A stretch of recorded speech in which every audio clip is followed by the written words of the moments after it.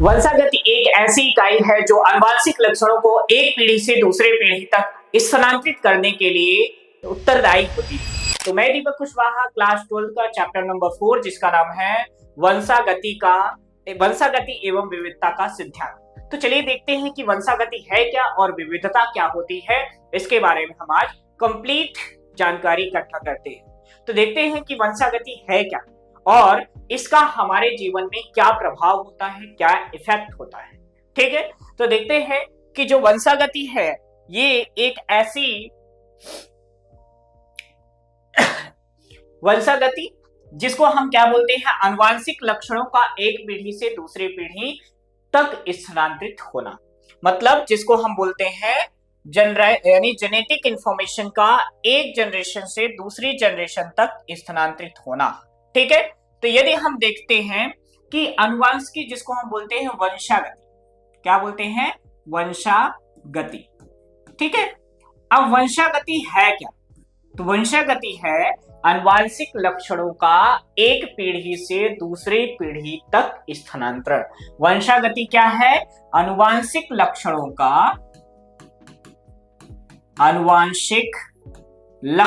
का एक पीढ़ी से दूसरी पीढ़ी तक स्थानांतरण। अब ये वंशागति में यदि आप देखोगे तो क्या हो रहा है, आनुवंशिक लक्षण जो जेनेटिक कैरेक्टर होते हैं वो एक पीढ़ी से दूसरी पीढ़ी तक क्या होते हैं, स्थानांतरित होते हैं। कैसे?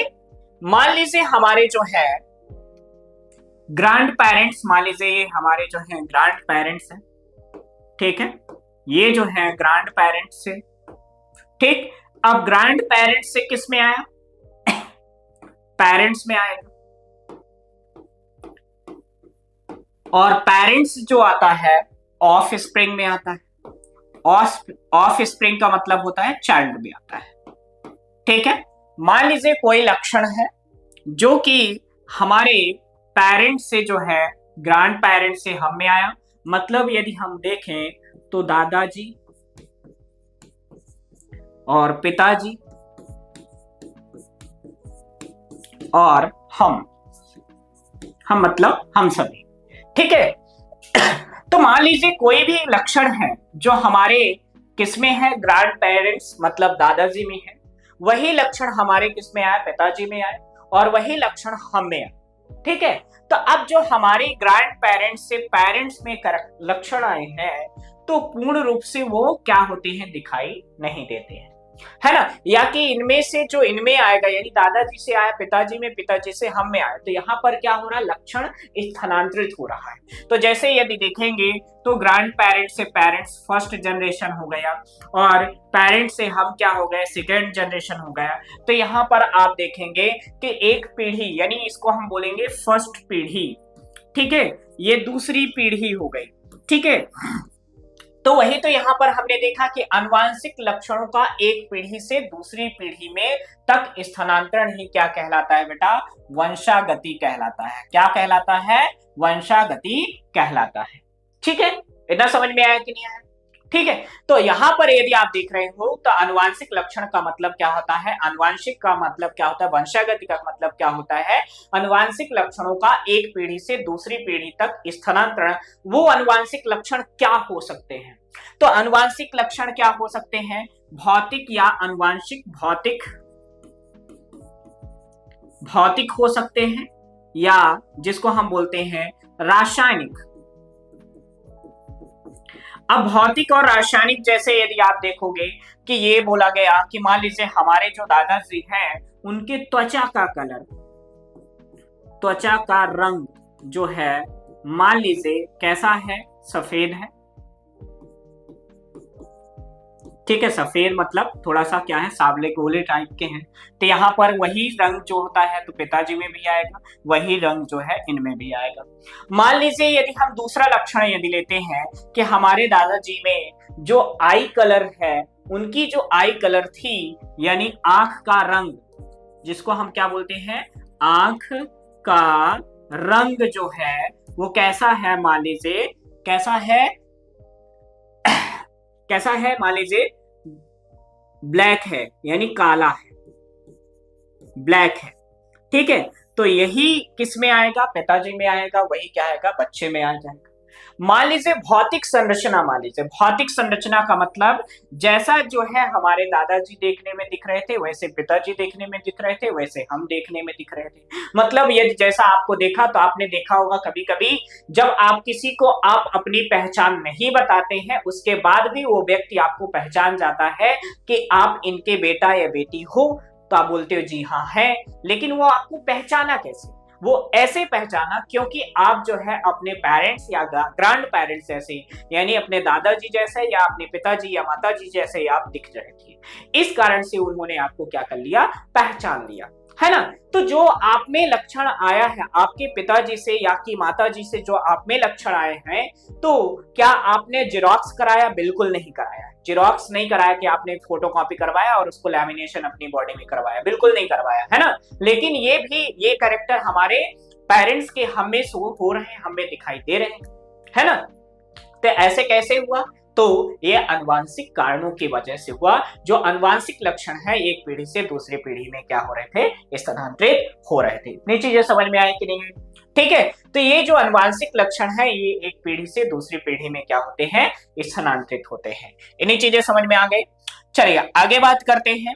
यदि आप देखोगे तो वंशागति हो गई, विविधता क्या है, क्या है विविधता क्या है, तो यदि आप देखोगे तो एक ही वर्ग के जीवों के मध्य, एक ही वर्ग के जीवों के मध्य पाई जाने वाली भिन्नता ही क्या कहलाता है, विविधता कहलाता है, वेरिएशन कहलाता है। ठीक है, हमने किसकी बात की है बेटा, विविधता की बात की है। किसकी बात की है, विविधता की बात की है। ठीक है, विविधता को हम क्या बोलते हैं, वेरिएशन बोलते हैं। क्या बोलते हैं, वेरिएशन बोलते हैं। ठीक है, अब ये जो वेरिएशन आता है कैसे आता है बच्चा, तो बेटा यहां पर जो वेरिएशन आ रहा है तो कैसे आ रहा है, मतलब एक ही वर्ग के जीवों के मध्य पाई जाने वाली भिन्नता विविधता कहलाती है, विविधता कहलाती है। एग्जाम्पल के तौर पे, उदाहरण के तौर पे हम विविधता की यदि हम बात कर रहे हैं तो विविधता क्या दिखाई देगा, तो जैसे मान लीजिए पहला बालों का रंग, ये भी विविधता है। जैसे मेरे यदि आपको दिख रहे होंगे तो भूरे दिख रहे होंगे, तो किसी के काले भी दिख रहे होंगे, किसी के सफेद भी दिख रहे होंगे, तो ये भी तो एक विविधता हुई ना। ठीक है, फिर दूसरा यदि हम देखें त्वचा का रंग, त्वचा का रंग किसकी बात कर रहे हैं बेटा, त्वचा का रंग। अरे त्वचा का रंग, ठीक है। तो आप देख रहे होंगे जो हमारी त्वचा है तो क्या ज्यादा ना गोरी है ना तो ज्यादा सांवली है, मीडियम में। लेकिन आपने बहुत सारे लोगों को गोरे भी देखा होगा, ज्यादा काले भी देखा होगा। तो ये भी तो एक तरह से विभिन्नता है, ये भी तो आप में वेरिएशन ला रहा है ना। फिर तीसरा क्या होता है, भौतिक संरचना। भौतिक संरचना जिसको हम बोलते हैं मार्फोलॉजिकल जो स्ट्रक्चर होता है। जैसे हमारा जो मॉर्फोलॉजिकल स्ट्रक्चर है तो मेरे जैसे बहुत कम आपको मिलेगा या मिलेगा, है ना। तो ये क्या हो गया, एक तरह से भिन्नता हो गई। तो यहां पर वही हो रहा है। अब जैसे हम सभी आप यदि आपके पास और आपके जो भी पेरेंट्स है, क्या आपके जैसा दिख रहे हैं, बिल्कुल नहीं दिख रहे हैं। तो हम सभी क्या है, मानव है, एक तरह से मानव है। तो मानव में भी आप देख रहे हो किसमें भिन्नता पाई जा रही है, किसमें भिन्नता पाई जा रही है, तो बॉडी स्ट्रक्चर में पाई जा रही है ना, स्किन कलर में पाया जा रहा है, हेयर कलर में पाया जा रहा है, आंखों के रंग में पाया जा रहा है। तो ये जो पाई जाने वाली भिन्नताएं हैं वही क्या है, कहलाता है वेरिएशन कहलाता है। इन्हें चीजें क्लियर हुई कि नहीं आई, पक्का।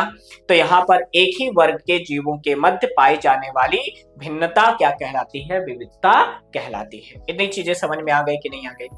ठीक है, चलिए आगे हम बात करते हैं। तो आपने देखा कि वंशागति क्या होता है? तो वंशागति है आनुवांशिक लक्षणों का एक पीढ़ी से दूसरी पीढ़ी में स्थानांतरण ही क्या कहलाता है? आनुवांशिक जो है वंशागति कहलाता है। या वेरिएशन क्या होता है? तो एक ही वर्ग के जीवों के मध्य पाई जाने वाली जो भिन्नता होती है उसे हम क्या बोलते हैं? वेरिएशन कहते हैं, विभिन्नता कहते हैं। ठीक है, तो चलिए आगे की ओर हम बढ़ते हैं। तो सबसे पहले देखते हैं कि जो आनुवांशिक शब्द दिए हैं, जेनेटिक शब्द दिए हैं, तो किसने दिया है? तो एक साइंटिस्ट है जिनका नाम है डब्ल्यू वैटसन ने सबसे पहले जो है आनुवांशिकी शब्द को प्रस्तुत किया। यानी हम सभी के समक्ष, हम सभी के सामने जो है सबसे पहले आनुवांशिकी शब्द देने वाले साइंटिस्ट का, वैज्ञानिक का नाम क्या था बेटा? डब्ल्यू वैटसन थे, है ना। इन्होंने ही क्या दिया था? सबसे पहले जेनेटिक शब्द हम सभी के समक्ष प्रस्तुत किया था। उसके बाद आनुवांशिकी के अंतर्गत हम क्या कहते हैं? आनुवांशिकी के अंतर्गत क्या करते हैं? आनुवांशिकता और विभिन्नता का जब अध्ययन करते हैं तो उसे हम क्या बोलते हैं? आनुवांशिकी बोलते हैं, जिसको हम बोलते हैं जेनेटिक्स बोलते हैं। क्या बोलते हैं? जेनेटिक्स बोलते हैं। ठीक है, क्या बोलते हैं बेटा? जेनेटिक्स बोलते हैं। तो जेनेटिक्स है क्या? आनुवांशिकी है क्या? तो जब हम आनुवांशिकता, क्या आनुवांशिकता और विभिन्नता का साथ साथ अध्ययन करते हैं तो उसे हम क्या बोलते हैं? जेनेटिक्स बोलते हैं, जिसको बोलते हैं आनुवांशिकी बोलते हैं। ठीक है, तो यहाँ पर आनुवांशिकी जिसको हम बोलते हैं वंशागति, आनुवांशिकी को ही हमने क्या बोला है? वंशागति बोला है। वंशागति, वंशागति आपको सोच रहे हो, वंश में जो गति कराता है उसे ही हम बोल रहे हैं वंशागति बोल रहे हैं। नीचे जैसी समझ में आए कि नहीं?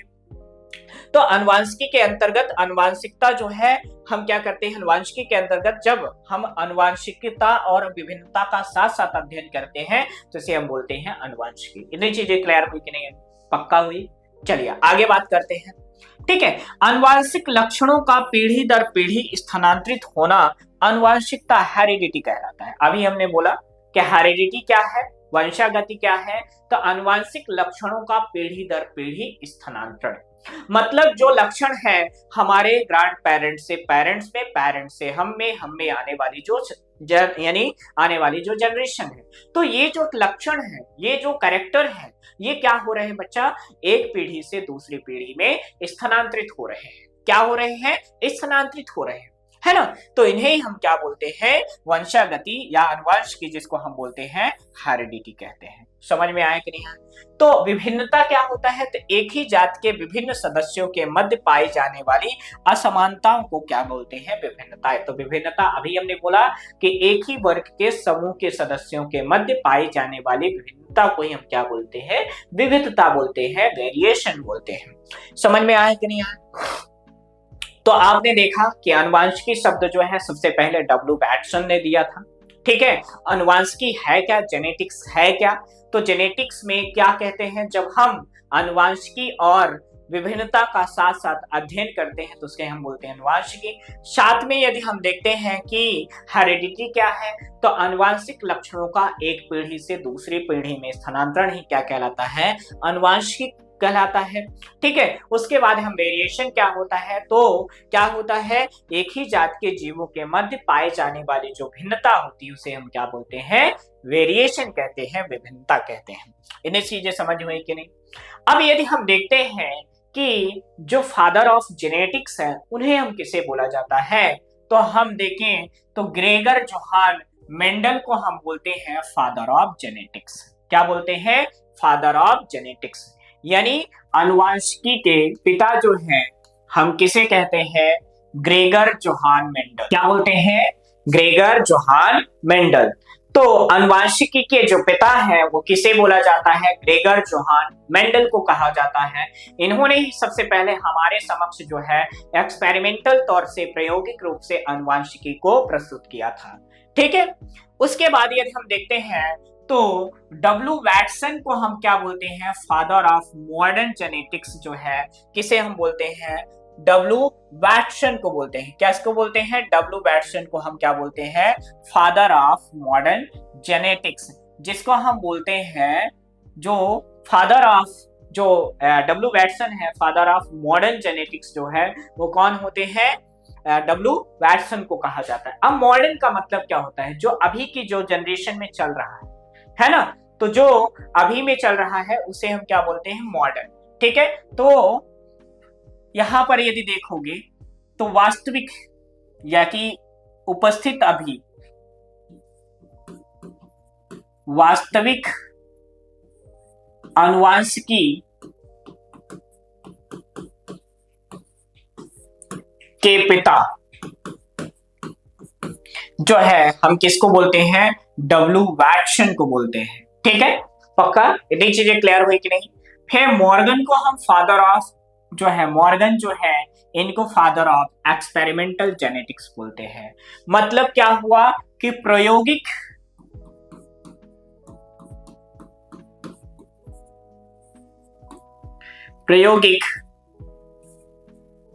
आनुवंशिकी के पिता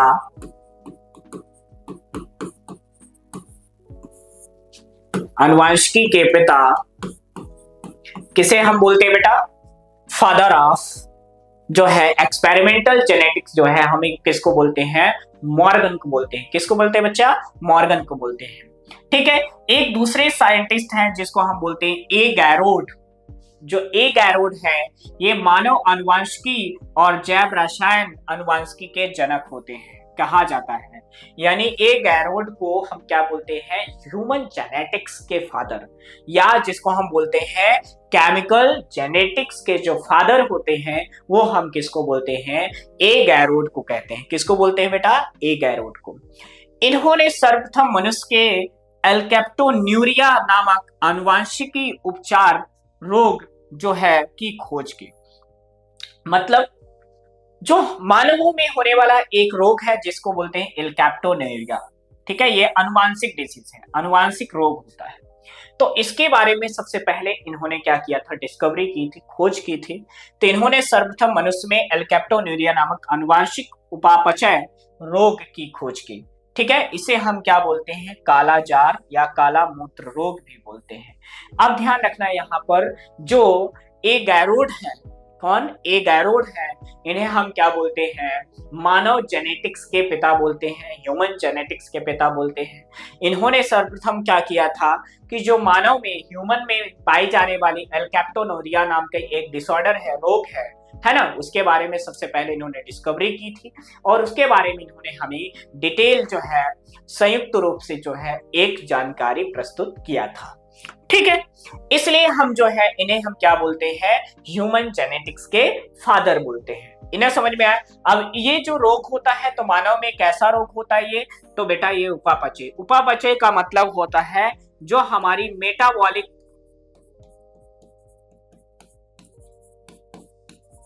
मेटाबॉलिक रोग जो होते हैं, ठीक है, उपापचय रोग जो होते हैं। ठीक है, इसके बारे में सबसे पहले जो है किसने बताया था? ए गैरोड नाम के जो साइंटिस्ट है, वैज्ञानिक ने, उन्होंने प्रस्तुत किया था। इन्हीं चीजें क्लियर हुई बेटा। आगे हम देखते हैं आनुवंशिकता संबंधी कुछ जो है कारक या कुछ डेफिनेशंस। तो इसके पहले यदि हम देखें, यहां पर हम बात करते हैं कि आनुवंशिकी में जो आप देख रहे हैं कि जो आनुवंशिक लक्षण है वो एक पीढ़ी से दूसरी पीढ़ी में जा रहा है। ठीक है, मतलब यदि हम बात कर रहे हैं आनुवंशिक लक्षण की बात कर रहे हैं तो आनुवंशिक लक्षण जो होता है कौन?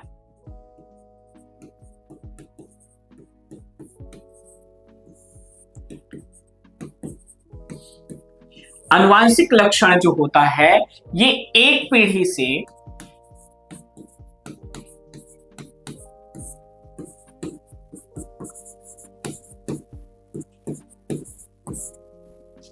दूसरी पीढ़ी में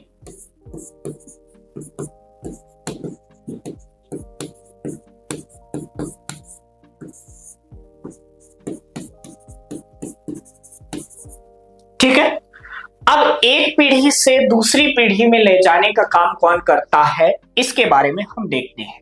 तो जो आनुवंशिक लक्षण है बेटा, जेनेटिक जो कैरेक्टर होता है, ये एक पीढ़ी से दूसरी पीढ़ी में क्या कर रहा है, स्थानांतरित हो रहा है। तो आपने देखा होगा कि आनुवंशिक लक्षणों को जो रखता है, क्या करता है, रखता है, यानी इनको सहेज कर जो रखने का काम करता है, वो कौन करता है बेटा, डीएनए करता है। यानी कौन करता है बेटा, डीएनए करता है। ठीक है, तो आनुवंशिक लक्षणों को क्या करता है, सहेज कर रखने का काम कौन करता है, डीएनए करता है। कौन करता है बेटा, डीएनए करता है। ठीक है, तो आनुवंशिक लक्षणों को सहेज कर रखने का काम कौन करता है, डीएनए काम करता है। तो यदि हम डीएनए की बात करते हैं, तो ये जो डीएनए होता है इस तरीके से क्या होता है, द्विकुंडलित होता है। क्या होता है, द्विकुंडलित होता है। ठीक है, कैसा होता है बेटा, द्विकुंडलित होता है। अब ये जो द्विकुंडलित डीएनए होता है, तो ये क्या होता है, कंडेंसेशन होता है इसका, यानी यदि हम देखें तो इसका जो है संघनन होता है। क्या होता है बेटा, संघनन होता है। ठीक है, तो ये जो डीएनए है, द्विकुंडलित क्या है, ये डीएनए है, ये जब इसका संघनन होता है तो ये कुछ इस तरीके से स्ट्रक्चर का फॉर्मेशन करता है, और इस संरचना को, स्ट्रक्चर को हम क्या बोलते हैं, क्रोमोसोम बोलते हैं बेटा। क्या बोलते हैं बच्चा, क्रोमोसोम बोलते हैं। तो इसको हम क्या बोलेंगे, क्रोमोसोम बोलेंगे, क्रोमोसोम बोलेंगे। ठीक है, अब ये क्रोमोसोम जब डेवलप हो जाता है तो यहाँ पर काइनेटोकोर के साथ साथ इसमें दो इस तरीके से आर्म, जिसको हम बोलते हैं भुजाओं का निर्माण हो जाता है। तो यदि हम देखें तो मानव कोशिका में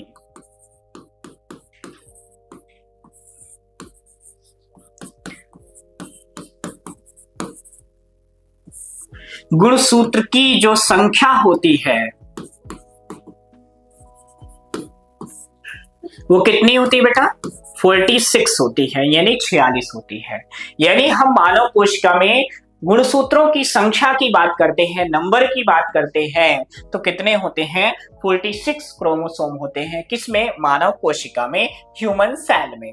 अब यदि हम देखते हैं कि इस जो गुणसूत्र में, किसमें, गुणसूत्र में यदि हम देखते हैं टोटल ये जो क्रोमोसोम होते हैं कितने हैं बेटा, 46 है, 46 है। अब इस 46 गुणसूत्र में दो तरह के गुणसूत्र होते हैं। किस टाइप के, दो टाइप के होते हैं। एक होता है जिसको हम बोलते हैं ऑटोसोम। क्या बोलते हैं, ऑटोसोम बोलते हैं, यानी जिनको हम बोलते हैं समजात गुणसूत्र। ठीक है, और ये कितने होते हैं, 22 जोड़े होते हैं। ध्यान से समझिएगा।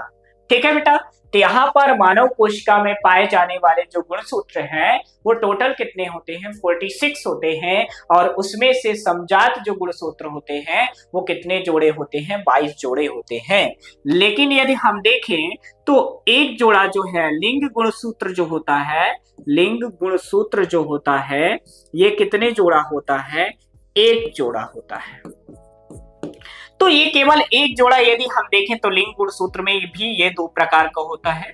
नर में जो होता है ये किस टाइप में होता है, एक्स और वाई के फॉर्म में होता है, और मादा में जिसको हम बोलते हैं उसमें किस में होता है, एक्स और एक्स के फॉर्म में ये पाया जाता है। इतनी चीजें क्लियर हुई होगी। ठीक है, तो यहां पर यदि आप देखोगे तो आनुवांशिक लक्षणों को आपके, यानी हमारे जो ग्रैंड पेरेंट्स से, पेरेंट्स से हम में लाने का काम कौन कर सकता है, डीएनए करता है। डीएनए जो होता है मिलकर क्या बनाता है, क्रोमोसोम बनाता है, और ये क्रोमोसोम जो होता है हमारी एक युग्मक सेल में कितनी होती है, 46 क्रोमोसोम होते हैं, लेकिन युग्मक कोशिका में ये 23 ही क्रोमोसोम होते हैं। मतलब यदि हम बात करें तो क्या हो रहा है, एक जनरेशन से दूसरी जनरेशन में क्या ये जेनेटिक मटेरियल जो डीएनए है तो किस माध्यम से जाता है, गैमेट के माध्यम से। यानी हम देखें तो एक पीढ़ी से दूसरी पीढ़ी में आनुवांशिक लक्षण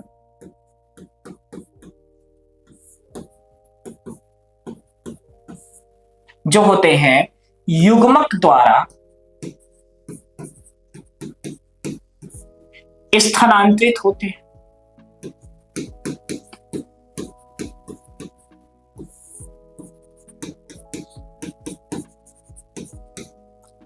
ठीक है, एक पीढ़ी से दूसरी पीढ़ी में आनुवंशिक लक्षण जो होते हैं युग्मक द्वारा स्थानांतरित होते हैं। तो मान लीजिए यहाँ पर जो है ये एक तरह से एग है जिसको हम बोलते हैं अंडा, और ये मान लीजिए क्या है, एक स्पर्म है जिसको हम क्या बोलते हैं, शुक्राणु बोलते हैं। तो आपको पता होना चाहिए कि जो यहाँ पर एग है, क्या है, एग है, तो इसमें भी 23 क्रोमोसोम होंगे, और यहाँ पर जो स्पर्म है यहाँ पर भी 23 क्रोमोसोम होंगे। जब ये दोनों आपस में मिलते हैं, और इस मिलने की क्रिया को हम क्या बोलते हैं, संयुग्मन कहते हैं। क्या बोलते हैं बेटा, संयुग्मन कहते हैं। और ये जब दोनों आपस में मिलते हैं तो यहाँ पर हमें एक संरचना प्रदान करते हैं, एक स्ट्रक्चर प्रोवाइड करते हैं। ठीक है, यहाँ पर ये क्या करते हैं, स्ट्रक्चर प्रोवाइड करते हैं, और इस स्ट्रक्चर का नाम क्या होता है, जायगोट। इस स्ट्रक्चर का, संरचना का नाम क्या होता है, जायगोट होता है। क्या होता है बेटा, जायगोट होता है। ठीक है, ये क्या होता है, जायगोट होता है। अब बेटा यहाँ पर ये जो जायगोट है ये कैसा होता है, ध्यान से समझिएगा, ये 2n होता है। कैसा होता है, 2n होता है। 2n का मतलब क्या होता है, द्विगुणित होता है। कैसा होता है, द्विगुणित होता है। द्विगुणित यहाँ पर क्यों हुआ, ये यहाँ पर इसलिए हुआ क्योंकि यहाँ पर अंडा जो होता है ये भी अगुणित होता है, और यहाँ पर जो शुक्राणु होता है ये भी क्या होता है बेटा, अगुणित होता है। ठीक है, तो यहां पर जब अंडा और शुक्राणु दोनों क्या होते हैं, अगुणित होते हैं, और दोनों जब एक साथ संयुग्मन करते हैं तो किसका फॉर्मेशन करते हैं, द्विगुणित संरचना जायगोट का फॉर्मेशन करते हैं। तो ये जो जनरेशन टू जनरेशन जो है जा रहा है, ले जाने का, लक्षण को ले जाने का, कैरी करने का काम कौन कर रहा है, तो यहां पर देख रहे हैं कि शुक्राणु और अंडाणु से जा रहे हैं। ठीक है, इन्हीं चीजें क्लियर हुई। तो इन्हीं के बारे में देखते हैं कि ये जो लक्षण है ये कौन से लक्षण हैं या कौन से टर्मोलॉजी है जिसके थ्रू हम इसे और अच्छे से समझ सकते हैं। तो आगे हम देखते हैं कि जो आनुवांशिक लक्षणों को ले जाने वाला कारक होता है तो उसे हम क्या बोलते हैं, फैक्टर बोलते हैं। तो देखिए, वंशागत की जो कुछ परिभाषाएं हैं कुछ किस तरीके से हैं, तो ये है जो कि एक जनरेशन से दूसरे जनरेशन में जो लक्षण ले जाते हैं, जा रहे हैं, तो उनको कैसे प्रदर्शित करते हैं। तो उन फैक्टरों को, उन कारकों को कुछ डेफिनेशन के, कुछ परिभाषाओं के थ्रू हम क्या करते हैं, समझते हैं। तो यहाँ पर यदि आप देखोगे तो सबसे पहला जो कारक है, जो पहला लक्षण है वो क्या है, कारक है, फैक्टर है। और फैक्टर क्या होता है, तो फैक्टर है आनुवांशिक लक्षणों को एक पीढ़ी से दूसरी पीढ़ी में ले जाने वाला कारक लक्षण जो है, यानी फैक्टर है वो है। तो वंशागत की इकाई जो किसी भी लक्षण को प्रकट करने के लिए क्या होता है, जिम्मेदार होता है। क्या होता है, जिम्मेदार होता है, या उसकी वंशागत के लिए जिम्मेदार होता है, तो उसे हम क्या बोलते हैं, कारक कहते हैं। यानी वंशागत की इकाई जो लक्षणों को, किसको बेटा, लक्षणों को क्या कर रहा है, पीढ़ी दर पीढ़ी ले जा रहा या उनको प्रदर्शित कर रहा है। तो पीढ़ी दर पीढ़ी ले जाने वाला और उनको प्रदर्शित करने वाले को हम क्या बोलते हैं, कारक कहते हैं। लेकिन यहाँ पर दो साइंटिस्ट आए जिनका नाम है, दो वैज्ञानिक आए। एक पहले वैज्ञानिक है जो बिल्कुल, जिनका नाम है जॉनसन। जॉनसन जो है, इन्होंने बताया कि जो ये कारक है इसे हम क्या बोलते हैं, जीन कहते हैं। मतलब जो आनुवांशिक लक्षणों को एक पीढ़ी से दूसरी पीढ़ी में या कि प्रदर्शित करने के लिए जिम्मेदार होता है उसे अपन क्या बोलते हैं, जीन बोलते हैं। लेकिन वहीं पर एक दूसरे साइंटिस्ट आए, वैज्ञानिक आए, जिनका नाम है मेंडल। उन्होंने इसे क्या बोला, एलिमेंट कहा। क्या बोला बेटा, एलिमेंट कहा। इन्हें चीजें क्लियर हुई कि नहीं, पक्का। आगे बात करते हैं। फिर अगला क्या होता है, अलील क्या होता है। तो पहला आपको कारक समझ में आना चाहिए। तो आनुवांशिक लक्षणों की इकाई यानी वंशागत की इकाई जो होता है, जीन होता है या कारक होता है। तो ध्यान रखना, यहां पर यदि हम देखते हैं तो क्या देखें, तो वंशागति का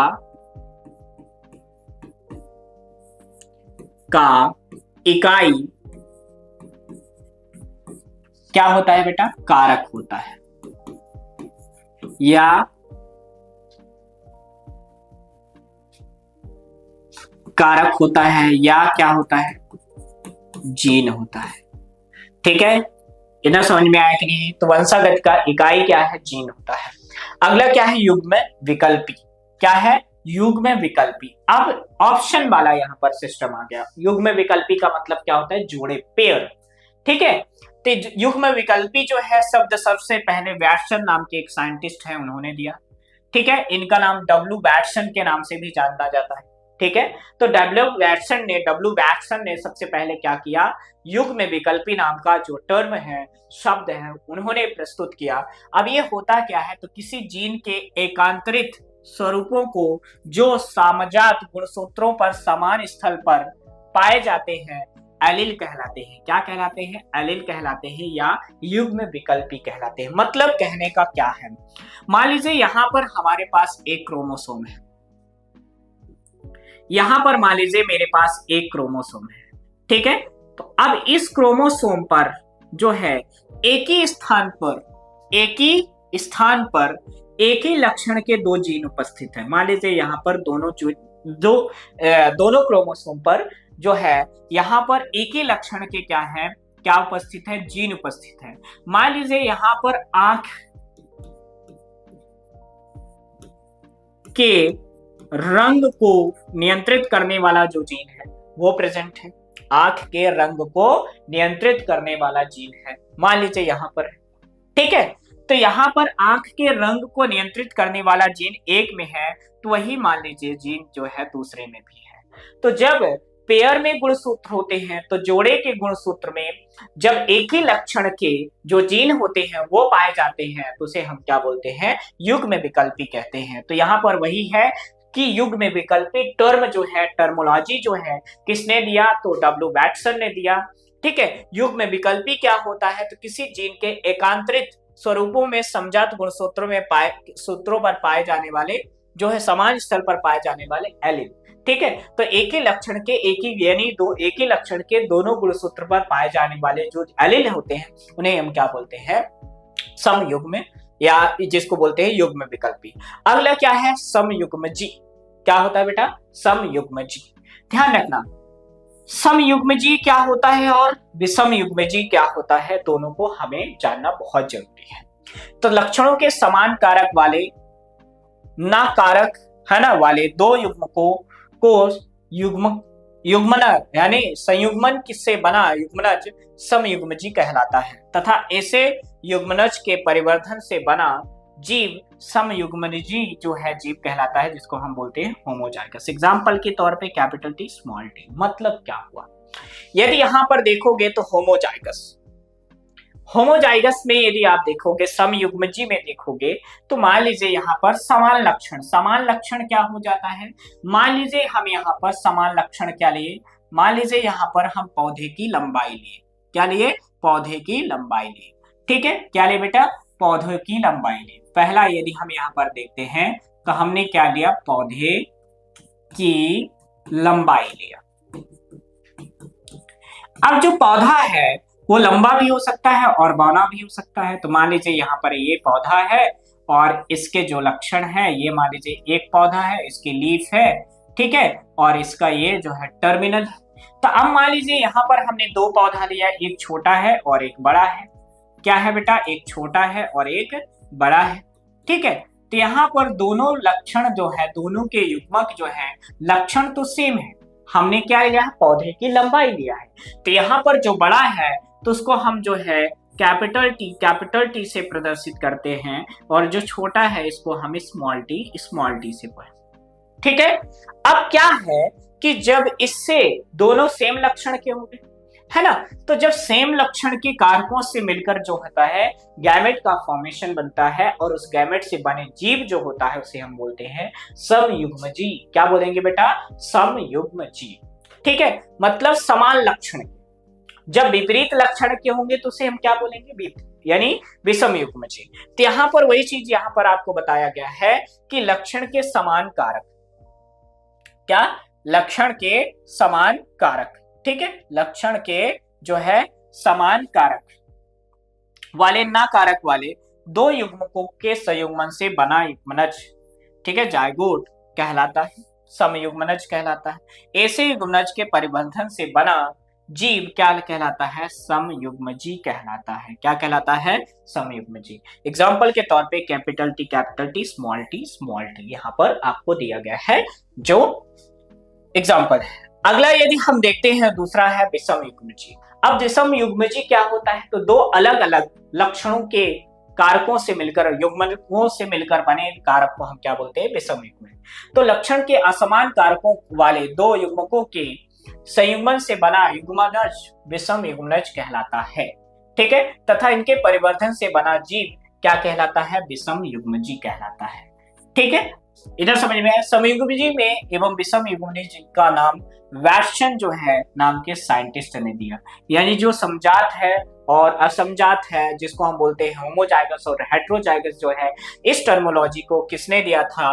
वैटसन नाम के जो साइंटिस्ट हैं उन्होंने प्रपोज किया था। अब यहाँ पर जैसे आपको बताया जा रहा विषम युग्मजी, ठीक है, तब विषम युग्मजी क्या है? तो देखिए, मान लीजिए इसी के कारक के साथ, हम इसी के गैमेट के साथ क्या करा रहे हैं? संयुग्मन करा रहे हैं, तो हमें एक ही लक्षण मिलेगा। लेकिन यदि हम मान लीजिए यहाँ पर कैपिटल टी और स्मॉल टी का जो करा दें क्रॉस, तो यहाँ पर कैपिटल टी स्मॉल टी हमें मिलेगा। तो यहाँ पर जो ये हमें मिला, ये क्या है? विषम युग्मकी है।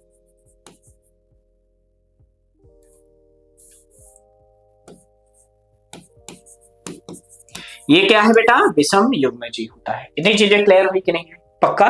ठीक है, तो यहां पर यदि आप देखोगे तो समयुग्मजी और विषम युग्मजी में यही लक्षण है कि यहाँ पर असमान कारकों वाले युग्मकों के है ना संयुग्मन से क्या बनता है? युग्मनज बनता है, यानी जिसको हम बोलते हैं जाइगोट बनता है। ठीक है ना? तो इसे हम क्या बोलते हैं? विषम युग्मजी। और इसका जो परिवर्धन होता है वो कैसा होता है? विषम युग्मजी कहलाता है। अब जैसे capital T small T, capital R small R, है ना? यहाँ पर कैपिटल टी जो होता है, पौधा जो होता है लंबा होता है, और यहाँ पर जो है स्मॉल टी जो होता है ये बौना होता है। ठीक है, कैपिटल आर जो होता है गोल होता है, और यहाँ पर जो कैसा होता है? गोल होता है। और स्मॉल आर कैसा होता है? झुर्रीदार होता है। इन्हें चीजें समझ में आए कि नहीं? पक्का? चलिए आगे देखते हैं। अगला क्या है? लक्षण प्रारूप। जीनोटाइप या फिनोटाइप, दो चीजें देखते हैं, जीनोटाइप और फिनोटाइप। तो किसी लक्षण का बाहरी आकार की स्वरूप जो दिखाई देता है लक्षण प्रारूप कहलाता है। कैसे भाई?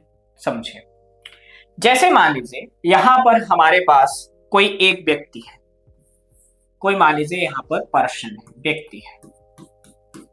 ठीक है, ये है हमारे पास एक व्यक्ति है। अब तुम्हें बोला गया कि इस व्यक्ति का, इस मान लीजिए एक्स नाम है इसका, तुम्हें एक्स का जो है लक्षण प्रारूप बताना है। क्या बताना है बेटा? लक्षण प्रारूप। यानी आपको इसका क्या बताना है? फिनोटाइप बनाना है। क्या बताना है? फिनोटाइप बताना है। अब जब आप इसका फिनोटाइप बताएंगे तो कैसे बनाएंगे जरा देखिए। तो जब फिनोटाइप बताएंगे तो यहां पर आप क्या देखेंगे? पहले क्या देखेंगे? लंबाई देखेंगे। ठीक है, यानी ये छोटा है या लंबा है, यानी बौना है या लॉन्ग है। फिर क्या देखेंगे? त्वचा रंग देखेंगे, यानी व्यक्ति जो है कैसा है? सांवला है, गोरा है या काला है। ठीक है, त्वचा रंग के बाद आप क्या देखोगे? बालों का कलर देखोगे। फिर आंखों का कलर देखोगे। फिर उसके बाद आप इसके पहले लंबाई के पहले भौतिक संरचना देखोगे, यानी बनावट देखोगे, यानी उसका जो मॉर्फोलॉजिकल बनावट है वो कैसा है, उसके जैसा और तो नहीं है। तो जब हम इन लक्षणों को जब हम क्या कर रहे हैं, इनको हम क्या कर रहे हैं? देखकर बता सकते हैं। तो जब हम किसी भी लक्षण को हम क्या करते हैं, किसी भी एनिमल के किसी भी भौतिक संरचना को देखकर जब हम बता सकते हैं तो उसे हम क्या बोलते हैं, मॉर्फोलॉजिकल स्ट्रक्चर को हम क्या बोलते हैं, फिनोटाइप बोलते हैं। क्या बोलते हैं, फिनोटाइप बोलते हैं। समझ में आया? तो जब हम किसी भी जीव के भौतिक संरचना को देखकर हम जब उसके भौतिक संरचना के बारे में बता पाते हैं तो वो क्या कहलाता है, फिनोटाइप कहलाता है। इन्हें चीजें क्लियर हो गई होंगी। चलिए आगे देखते हैं। अब यही चीज यदि हम देखते हो जीनोटाइप में, तो किसी लक्षण प्रारूप का अनुवांशिक संगठन उसका जीन प्रारूप कहलाता है। ठीक है, लक्षण प्रारूप और जीन प्रारूप को जो है जॉनसन जो नामक जो साइंटिस्ट हैं उन्होंने दिया था। तो ध्यान रखना, यहाँ पर होमोजाइगस हेट्रोजाइगस को जो है बैटसन ने दिया था, लेकिन यहाँ पर जो लक्षण प्रारूप और जीन प्रारूप है उसको किसने दिया है बेटा, जॉनसन नाम के जो साइंटिस्ट हैं इन्होंने दिया है। तब जीनोटाइप है क्या, तो यहाँ पर यदि आप देखोगे तो यहाँ पर जीनोटाइप है क्या, तो जो लक्षण प्रदर्शित हो रहे हैं, तो ये जो लक्षण है एक युग्मक के रूप में जब प्रदर्शित होते हैं, किसके रूप में, गैमेट के रूप में प्रदर्शित होते हैं, जिसको हम देख नहीं सकते लेकिन होता है ना। जब हम देख नहीं सकते लेकिन वो प्रेजेंट उपस्थित होता है तो उसे हम क्या बोलते हैं, जीनोटाइप बोलते हैं। कैसे, युग्मक के रूप में, जैसे मानव है तो ये कैसा युग्मक है, मान लीजिए ये नर है तो क्या करेगा, XY युग्मक प्रदर्शित करेगा, है ना। यदि यही मान लीजिए मादा होता तो क्या करता, XX युग्मक प्रदर्शित करता।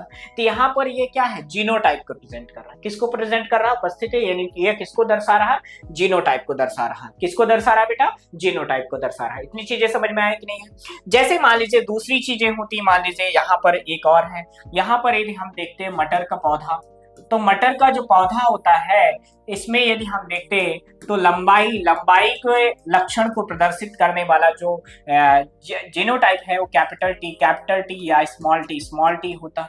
ठीक है, तो यहाँ पर ये क्या होता है बेटा, लंबा, लेकिन लंबा को प्रदर्शित करने वाला जो गैमेट है वो कैपिटल टी है। और यहाँ पर छोटा क्या है, बौना, और बायोने को प्रदर्शित करने वाला क्या होता है, स्मॉल टी होता है। तीन चीजें क्लियर हुई कि नहीं। मान लीजिए यहीं पर लंबाई के साथ साथ यदि हम देखें तो बीज जो है आकार को प्रदर्शित कर रहा है। किसको प्रदर्शित कर रहा है बेटा, बीज आकार को। तो बीज जो आकार है दो तरह, यदि इस तरीके से है तो इसको हम क्या बोलेंगे, गोल। क्या बोलेंगे, गोल। और मान लीजिए इस तरह से है तो उसको हम क्या बोलेंगे, झुर्रीदार। क्या बोलेंगे, झुर्रीदार। लेकिन ये गोल और झुर्रीदार को प्रदर्शित करने वाला जीन कैसा है, तो गोल को हम जो है कैपिटल आर और झुर्रीदार को स्मॉल आर से क्या करते हैं, रिप्रेजेंट करते हैं।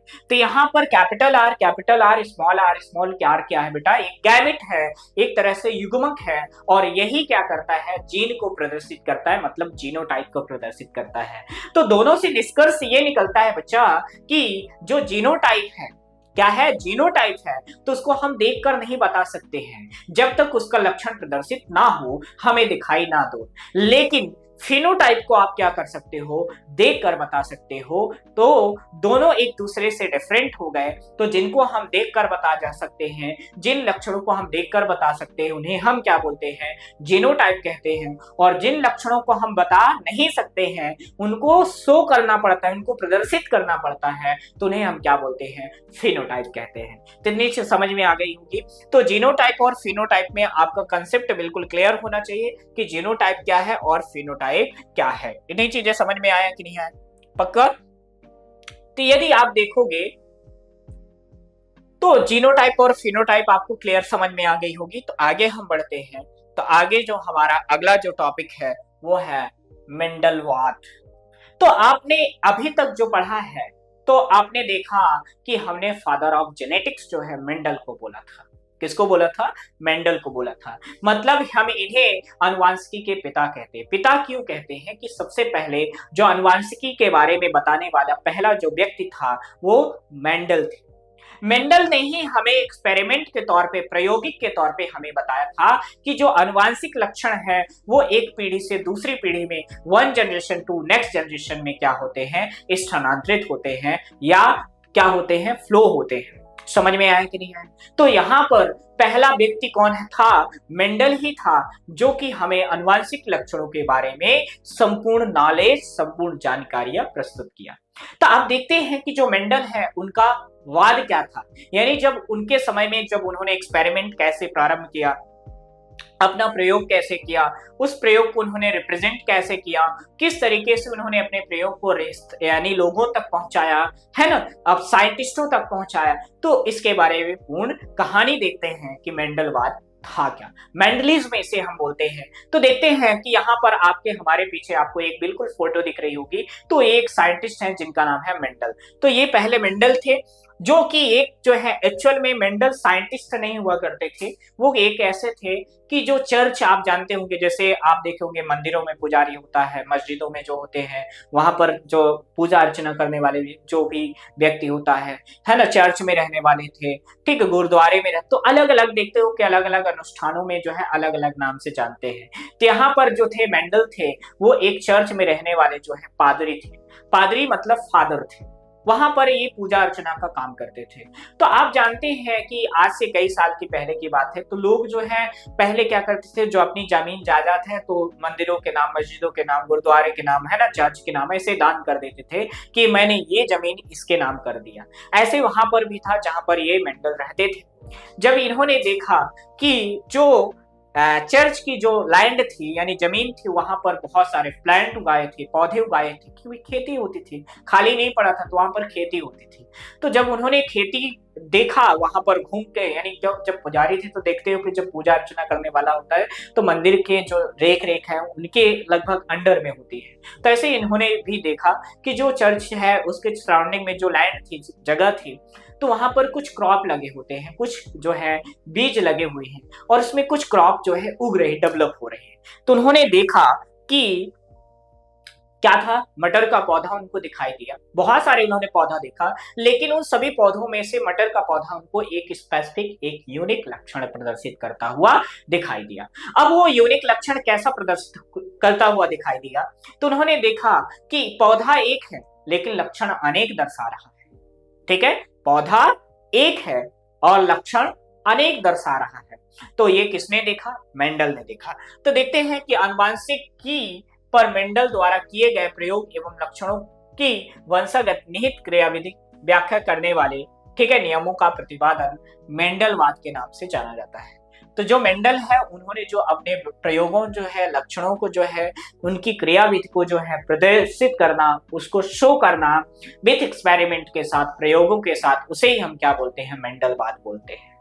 ठीक है, तो मेंडल ने आनुवंशिकी के संबंधों में प्रायोगिक नियम का प्रतिपादन किया। मतलब जो है इन्होंने क्या किया, आनुवंशिकी से संबंधित, है ना, जो जेनेटिक्स से संबंधित जो है क्या किया, प्रायोगिक जो है प्रयोग किया। इसलिए हम जो है इन्हें क्या बोलते हैं, आनुवंशिकी। यानी देखोगे तो मेंडल ने आनुवंशिकी संबंध में प्रायोगिक नियम का प्रतिपादन, मतलब जो जेनेटिक्स है उसके बारे में इन्होंने क्या किया, एक्सपेरिमेंट किया, प्रयोग किया। इन्होंने जो अपना एक्सपेरिमेंट है, अपना एक्सपेरिमेंट मॉडल है, सन 1822 में जो है प्रस्तुत किया और 1884 तक किया। यानी ग्रेगर जोहान मेंडल जो है अपना जो एक्सपेरिमेंट जो प्रदर्शित किया वो कब से कब तक किया, अपना मॉडल जो है प्रस्तुत किया, कब किया, सन 1822 से 1884 तक। मेंडल का जो जन्म है कब हुआ था, 12 जुलाई। ध्यान रखना, मेंडल जो है यहाँ से यदि आप देखोगे तो 1822 से 1884, मतलब इनका जन्म जो है 1822 में हुआ और इनकी मृत्यु जो है लगभग जो है 1884 में हुई थी। मतलब इनका जो जीवन काल है सन 1822 से लेकर 1884 तक थे। लेकिन इनका बर्थ सन जो है 22 जुलाई जो है 1822 में ऑस्ट्रिया नाम के देश में हुआ, जिसमें एक प्रांत था जिसमें हम बोलते हैं सेल्सा गांव जो है, सिलिसा गांव जो है, वहां पर हुआ था। ठीक है, अब मेंडल जो है ऑस्ट्रिया नाम का एक जो है मोनेस्ट्री है, पादरी जो है वहां पर रहते थे। ठीक है, जो मोनेस्ट्री नाम की जो पादरी, यानी मोनेस्ट्री का मतलब जहां पर चर्च जो है वहां पर रहते थे, और वहां पर एक किसका काम करते थे, पादरी का काम करते थे। पादरी मतलब पूजा पाठ का काम करते थे। ठीक है, अब इन्होंने जो है अपने प्रयोग को जो है, अपने एक्सपेरिमेंट को प्रदर्शित करने के लिए, दर्शाने के लिए एक मेंडल ने एक लक्षण, एक पौधे को सेलेक्ट किया। वो क्या था, गार्डन पी था, जिसको उन्होंने पाइसम सटाइवम नाम दिया। ध्यान रखना, पाइसम सटाइवम जो है मटर का वैज्ञानिक नाम होता है। क्या होता है? वैज्ञानिक नाम क्या है? पाइसम सटाइवम है। मेंडल ने अपने प्रयोग को सन 1856 से लेकर 1863 तक किया, ठीक है, और 1865 में इसके निष्कर्ष को प्रकाशित किया। ध्यान रखना, जो इन्होंने अपना एक्सपेरिमेंट है कब से कब लेकर सन 1856 से लेकर 1863 तक लगातार कंटिन्यूअस किया। और इन्होंने इन सात, यहां पर लगभग आप देख पा रहे होंगे कि सन 1856 यानी 56 से लेकर 1863 तक लगभग इनका जो है 7 ईयर का टाइम पीरियड हो रहा, 7 साल हो रहे हैं। इन 7 सालों में, 7 ईयर में इन्होंने जो है 7 लक्षणों का जो है क्या किया था? निष्कर्ष निकाला था। 7 लक्षणों को डिस्कवर किया था, खोज किया था, ठीक है। निष्कर्ष का टाइटल जो है, इन्होंने एक्सपेरिमेंट इन प्लांट हाइब्रिडाइजेशन जो है इंग्लिश में, यानी इन्होंने जो अपना निष्कर्ष है, अपने जो प्रयोग है, उसका जो टाइटल नाम दिया, उसकी जो हेडलाइन जो उन्होंने दी, वो क्या था? एक्सपेरिमेंट इन प्लांट हाइब्रिडाइजेशन नाम दिया, ठीक है। क्या दिया? एक्सपेरिमेंट इन प्लांट हाइब्रिडाइजेशन दिया, ठीक है। अब इसके बाद जो है सन यदि हम देखें तो 6 जुलाई सन 1884 में इनको जो हो गई, मृत्यु हो गई। बट जो है यहीं तक ये जो है सीमित नहीं था। जो इन्होंने प्रस्तुत किया, जो इन्होंने प्रयोग किया, जो इन्होंने एक्सपेरिमेंट किया, जब इन्होंने साइंटिस्टों के सामने जो है प्रस्तुत किया, तो ये पाया कि ये क्या है, जो इनका एक्सपेरिमेंट सेटअप था, तो ये एक ऐसा सेटअप था जिसमें ये पाया कि जो इन्होंने उस समय के जो समकालीन जो साइंटिस्ट थे, वैज्ञानिक थे, उनके सामने जब इन्होंने अपने प्रयोग को रखा, एक्सपेरिमेंट को रखा, तो इन्होंने ये देखा कि ये एक्सपेरिमेंट जो है उन्होंने क्या कर दिया? डायरेक्टली जो है रिजेक्ट कर दिया। रिजेक्ट करने का मतलब है उन्होंने इसको डायरेक्ट कैंसिल कर दिया। क्यों किया? क्योंकि इसमें कुछ कमियां थी। इसमें जो उन्होंने बताया था, आनुवांशिकता के बारे में बताया था, आनुवांशिक लक्षणों को एक पीढ़ी से दूसरी पीढ़ी में स्थानांतरित करने के लिए जो बताया था, तो उन लक्षणों को जब इन्होंने बताया, प्रदर्शित किया, तो उस समय, क्योंकि ज्यादा जो है उस समय के समकालिक जो वैज्ञानिक थे उनको नहीं पता था, है ना। जब पता नहीं था तो उनको ये चीज समझ में नहीं आई। जो मेंडल बता रहे थे कि जो आनुवांशिक लक्षण है पीढ़ी दर पीढ़ी जा रहे हैं और ये एक पीढ़ी से दूसरी पीढ़ी में जाकर ये प्रदर्शित होते हैं, तो उस समय के साइंटिस्टों में ये चीजें जो है ज्यादा अच्छे से समझ में नहीं आ रही थी। तो इसलिए उन्होंने क्या कर दिया, इनके जो वैज्ञानिक, जो इनका थॉट था, इनके जो एक्सपेरिमेंट था, उनको डायरेक्ट उन्होंने कैंसिल कर दिया, रिजेक्ट कर दिया, है ना। उसके बाद जो है इनके कुछ जो है सहपाठी, यानी इनके जो जिसको क्या बोल सकते हैं, स्टूडेंट थे, विद्यार्थी थे, तो इन्होंने मेंडल के डेथ यानी उनके मृत्यु के 16 साल बाद, यानी सन 1900 में वैज्ञानिकों ने अलग अलग कार्य करते हुए मेंडलवाद को पुनः खोजा। यानी जब ये मेंडल जो है, जब इनकी मृत्यु हो गई, तो एक्चुअल में जब तक ये जीवित थे, जिंदा हालत में थे, तो इनकी जो नियम था उसको रिजेक्ट कर दिया गया था और उसको सीधे सीधे ये बोल दिया गया था कि ऐसा कुछ नहीं होता है। लेकिन जब इन्होंने इसी के जो मेंडल ने नियम बताए थे, उसी के नियम को जब 16 साल बाद यानी 16 ईयर बाद पुनः से रीडिस्कवर किया, है ना, तो ये पाया गया कि इसमें कुछ कमियां थी लेकिन ज्यादा नहीं थी, जिसकी वजह से ये क्या कर दिया गया था, रिजेक्ट कर दिया था। बट जो उन्होंने बताया था, मेंडल ने बताया था, तो वो करेक्टर, वो लक्षण क्या थे? सत्य थे, सही थे। अब यहाँ पर देखोगे, कार्ल कॉरेंस जर्मनी के जो मक्का पर कार्य किया, ठीक है। कार्ल कॉरेंस जो होते हैं, इन्होंने किस पे काम किया? मक्का पर काम किया, ठीक है। ह्यूगो डे व्रिज है, हॉलैंड जो है प्रीम रोज पर कार्य किया। अब इन्होंने अलग अलग तरीके से एक्सपेरिमेंट करने को काम किया। मेंडल ने एक्चुअल में क्या किया था? एक ही पौधा लिया था, मटर का पौधा लिया था, लेकिन जो मटर का पौधा उन्होंने सेलेक्ट किया था, क्या वो सही लक्षण दर्शा रहा था? नहीं।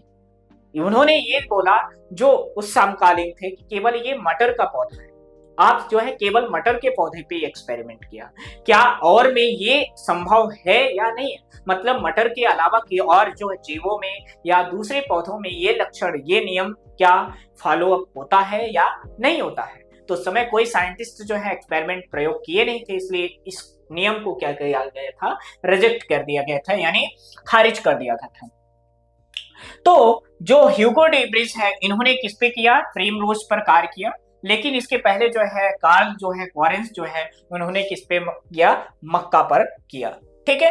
तो जो मेंडल के निष्कर्ष जो है, तो एक फ्लोरा नाम की जो पुस्त यानी जिसको हम क्या बोलते हैं, पत्रिका जो है, जैसे अभी देखते हैं न्यूज़पेपर आती है, तो पहले मैगजीन आती थी, है ना, पत्रिकाएं आती थी। तो जो फ्लोरा नाम की जो पत्रिका है, तो इनके निष्कर्षों को उस पत्रिका में प्रकाशित किया गया, पब्लिश किया गया। कब किया गया? सन 1901 में पुनः से प्रकाशित करवाया गया, पुनः से बताया गया। ठीक है। फिर एरिक वॉन ट्रांसमार्क जो है, ऑस्ट्रिया के जो है, विभिन्न पुष्पीय पादपों पर कार्य किया। यानी जो असिस्ट जो है, इन्होंने क्या किया, पुष्प अलग अलग पौधे पे अलग अलग जो फ्लावर है, उन्होंने इस पे काम किया। अब देखोगे तो जो रिप्रकाशित होने के बाद, पुनः से प्रकाशित होने के बाद, जब ये पुनः के उस यानी 16 ईयर बाद जब वैज्ञानिकों ने इस पर गहन जो है अध्ययन किया कि जो मेंडल ने बताया था क्या एक्चुअल में सही है या नहीं है, तो उसको फिर से जब प्रकाशित किया गया, तो उसको फिर से उसके बारे में डिस्कवरी की गई, उसके बारे में जांच किया जाए और उसके बारे में प्रयोग किया गया कि एक्चुअल में सत्य है या नहीं है। अभी देखो कि मेंडल खोज का श्रेय तीनों वैज्ञानिकों को जाता है। मतलब जो इन्होंने किया था, जैसे आपने देखेंगे कि कार्ल लॉरेंस, ह्यूगो डेब्रेज, है ना, एरिकी वॉन जो टेस्टहरमैक जो है, ये जो है साइंटिस्ट है, इनको जाता है, क्योंकि इन्होंने क्या किया था, रीडिस्कवर किया था। कोरेंश जो है ने मेंडल के निष्कर्षों को वंशागत के दो विभिन्न नियमों में बदला। यानी जो साइंटिस्ट है जिसने कोरेंस जो है, इन्होंने क्या किया, जो मेंडल ने नियम दिए थे उसको दो पार्ट में विभाजित कर दिया, दो भागों में विभाजित किया। ठीक है। पहला जो था लॉ ऑफ डोमिनेंस, जिसको हम बोलते, सॉरी, लॉ ऑफ पृथक्करण, यानी जिसको हम बोलते हैं सेग्रीगेशन, और दूसरा क्या है, स्वतंत्र अपव्यूहन का नियम, यानी जिसको उन्होंने नाम दिया लॉ ऑफ इंडिपेंडेंट असॉर्टमेंट। क्या दिया? Law of independent assortment. ठीक है। अब आगे यदि हम देखते हैं, तो मेंडल के निष्कर्ष जो है 34 वर्ष तक छिपे हुए थे, अर्थात 34 वर्षों तक इस पर किसी का ध्यान नहीं था। मतलब ध्यान रखना, जब उन्होंने डिस्कवर किया, डिस्कवर के बाद जो है भी किसी ने कोई ध्यान नहीं दिया, लेकिन जब उनके साइंटिस्टों, उनके जो स्टूडेंट थे, जब उन्होंने रीडिस्कवर किया और उसके बारे में बताया, तो इसके लिए इन्हें जो मेंडल है, इनको नोबेल पुरस्कार से भी नवाजा गया था, यानी इनको प्रदान किया गया था। अब इनके सफलता का कारण क्या था? मेंडल की सफलता का क्या कारण था? मेंडल एक समय में एक या दो जोड़ी लक्षणों को वंशागत का अध्ययन करते थे। मतलब किस कारण से इनका जो एक्सपेरिमेंट है, प्रयोग है, क्या हुआ, सफल हुआ। तो सफलता का कारण क्या था? उस सफलता का राज क्या था? राज ये था कि ये इन्होंने केवल एक बार में केवल एक ही लक्षण का क्या किया था, अध्ययन किया था। तो मेंडल जो है एक समय में एक या दो जोड़ी लक्षणों के वंशागत का अध्ययन करते थे। मतलब जो है एक लक्षण जो है, जब एक लक्षण दूसरी जनरेशन में जा रहा है, तो केवल एक या दो, एक ही जोड़ी लक्षणों का, एक जोड़ी का मतलब होता है तो, यानी प्रभावी और अप्रभावी लक्षणों का क्या करते थे, अध्ययन करते थे, वंशागत का अध्ययन करते थे। ठीक है। अगला, लेकिन मेंडल से पहले वैज्ञानिक एक समय में अनेक लक्षणों का वंशागत का अध्ययन करते थे, अतः उनको सफलता नहीं मिली। मतलब जो मेंडल के पहले वैज्ञानिक थे, ऐसा नहीं है कि मेंडल ने पहली बार, उसके पहले के जो वैज्ञानिक थे, तो वो एक बार में कई सारे लक्षणों का अध्ययन कर रहे थे, तो इसलिए उनको सफलताएं नहीं मिली, सक्सेस नहीं मिली। लेकिन मेंडल को क्यों मिली? क्योंकि ये केवल एक बार में केवल एक ही लक्षण के बारे में बता रहे थे, किसी और लक्षण के बारे में नहीं बता रहे थे, है ना तो ये एक से अधिक लक्षणों का अध्ययन कर रहे थे, स्टडी कर रहे थे, केवल एक। इसीलिए तो इनको जो है सन 1856 से लेकर 1863, यानी 1856 से 1863 तक, मतलब टोटल यदि आप देखोगे तो 7 ईयर, यानी 7 साल जो है इन्होंने इस प्रयोग के लिए बिता दिए। तो इसीलिए तो इनको सक्सेस मिला। क्यों मिला?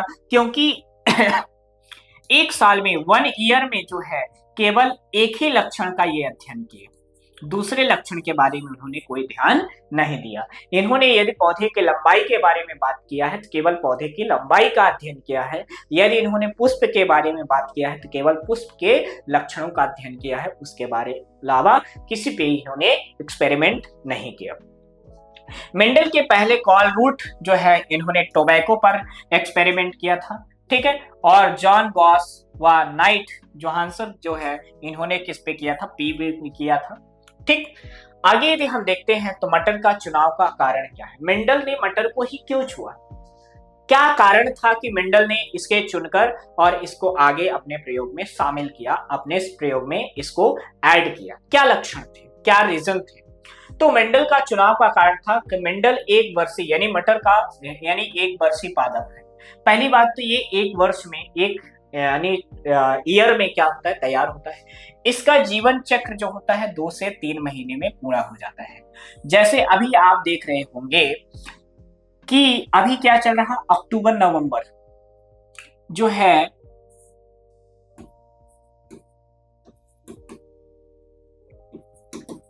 नवंबर में इसको लगाया जाएगा और लगभग जो है मार्च तक में जो है इसको कल्टीवेट कर लिया जाता है, काट लिया जाता है।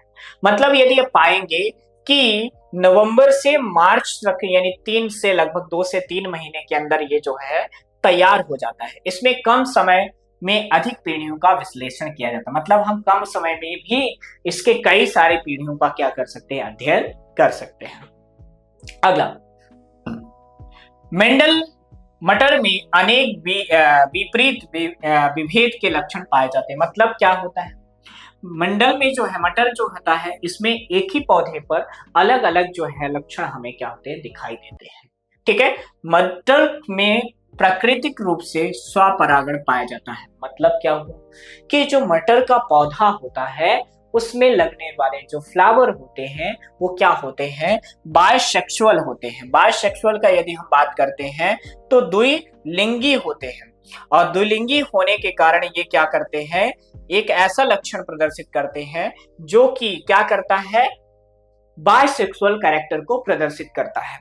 अब बायसेक्सुअल की यदि हम बात करते हैं तो यदि आप देखोगे कि मान लीजिए कोई फ्लावर है, क्या है, पुष्प है, ठीक है, तो ये जो फ्लावर है, मान लीजिए ये कोई फ्लावर है, तो ये क्या करता है, द्विलिंगी लक्षण को प्रदर्शित करता है।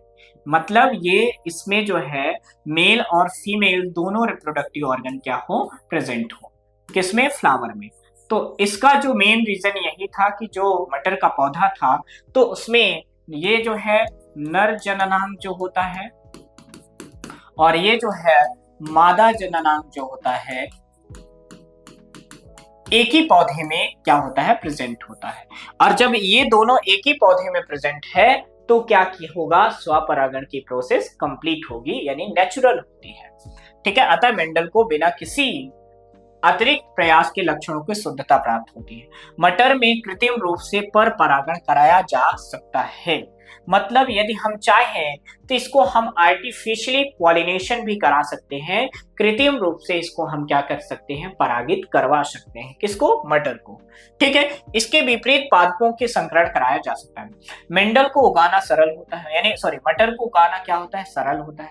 आप मटर को कहीं भी उगा सकते हैं। यदि आपके घर में गमला है उसमें मटर के 2-4 दाने डाल दीजिए, उसमें भी वो डेवलप हो जाएगा। तो इसलिए मटर को क्या करना, उगाना क्या है, आसान है, और इसको देखभाल जो है बहुत आवश्यकता नहीं है। मतलब उगा दिया, पानी देते जाओ, ये अपने आप डेवलप हो जाएगा। समझ में आया। अगला, मटर के बीज बड़े होते हैं। मटर के अलावा मेंडल ने राजमा और हॉक व्हीट पर भी काम किया था। ध्यान रखना, आपसे कभी कभी पूछ लेता है कि मेंडल ने मटर के अलावा किन जो है बीजों का उपयोग किया था, किन पौधों का उपयोग किया था। तो यहाँ पर जो है मटर के अलावा मेंडल ने जो है राजमा और जो है हॉक व्हीट जो है इस पर भी अपना एक्सपेरिमेंट किया था। लेकिन सबसे ज्यादा महत्व जो है, इंपॉर्टेंस जो है, इन्होंने किसको दिया था, मटर को दिया था। मटर को ही क्यों दिया था, क्योंकि जो मटर होता है ये उसके लक्षण है, क्योंकि ये क्या है, एक वर्षीय होता है। इसको हम पीढ़ी दर पीढ़ी क्या कर सकते हैं, अध्ययन कर सकते हैं। इसमें एक ही पौधे पे हमें अनेक लक्षण दिखाई दे सकते हैं। इसमें नेचुरल क्या होता है, पर परागण होता है। ठीक है, इसमें हम जो है कृत्रिम परागण करा सकते हैं और इसे हम आसानी से क्या कर सकते हैं, उगा सकते हैं, डेवलप करा सकते हैं। इतना समझ में आया कि नहीं। मेंडल ने अपने निष्कर्षों का संख्यिकी विश्लेषण किया करता था। मतलब जो है उन्होंने अपने जो एक्सपेरिमेंट है, अपने प्रयोग है, उसको संक्षेप यानी जो है एक तरह से गुणात्मक जो है अध्ययन किया करते थे कि जो लक्षण है वो किस तरीके से प्रदर्शित हो रहे हैं और इसको हम किस तरीके से बाय द एक्सपेरिमेंट क्या कर सकते हैं, शो कर सकते हैं। मेंडल ने गुणात्मक लक्षणों है ना का मात्रात्मक विश्लेषण किया। ठीक है, जो गुणात्मक है, जो मल्टीप्लाई हो रहे हैं, तो उनका मात्रात्मक विश्लेषण किया। मतलब जो है ये लक्षण कितने प्रतिशत जो है विकसित हो रहे हैं, यानी आगे की ओर जा रहे हैं, और कितने प्रतिशत जो है प्रदर्शित हो रहे हैं। मेंडल के प्रयोगों में नमूनों की विशाल संख्या थी। नमूनों का मतलब क्या होता है, कारक। ठीक है, तो मेंडल के प्रयोगों में नमूनों की विशाल संख्या थी, मतलब इनके जो प्रयोग था है ना, तो उसमें कई सारे हम सैंपल ले सकते थे और उसको देख सकते थे। ठीक है, आगे यदि हम बात करते हैं तो मेंडल के द्वारा चुने गए लक्षण कौन कौन से थे। तो यदि हम देखते हैं कि मेंडल द्वारा चुने गए जो लक्षण था वो क्या था, पहला था पौधे की लंबाई। पहला क्या था, पौधे की लंबाई। पहला जो लक्षण था वो था बेटा पौधे की लंबाई।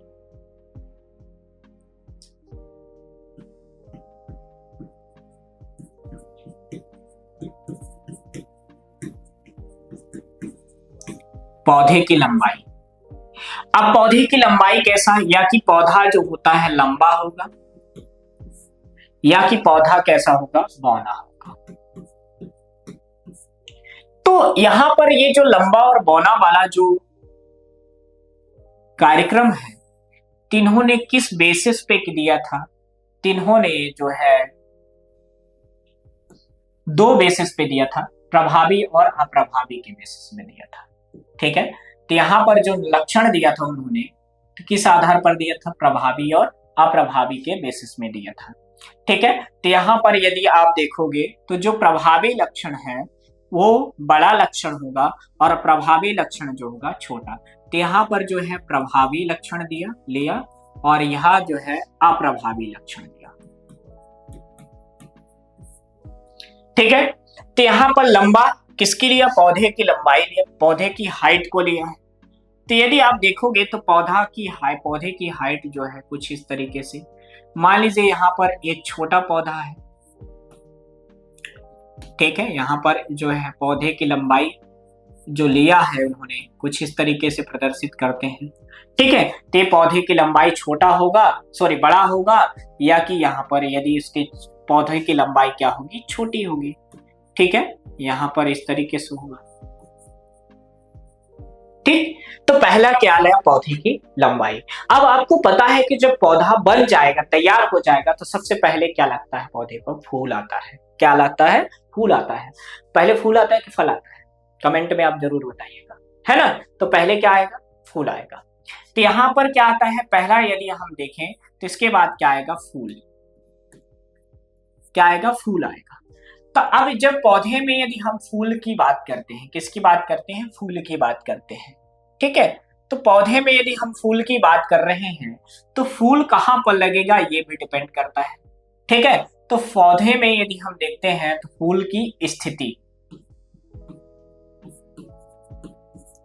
फूल की स्थिति, फूल की स्थिति कैसी होगी, तो यदि आप देखोगे तो फूल यदि यहां पर लगता है,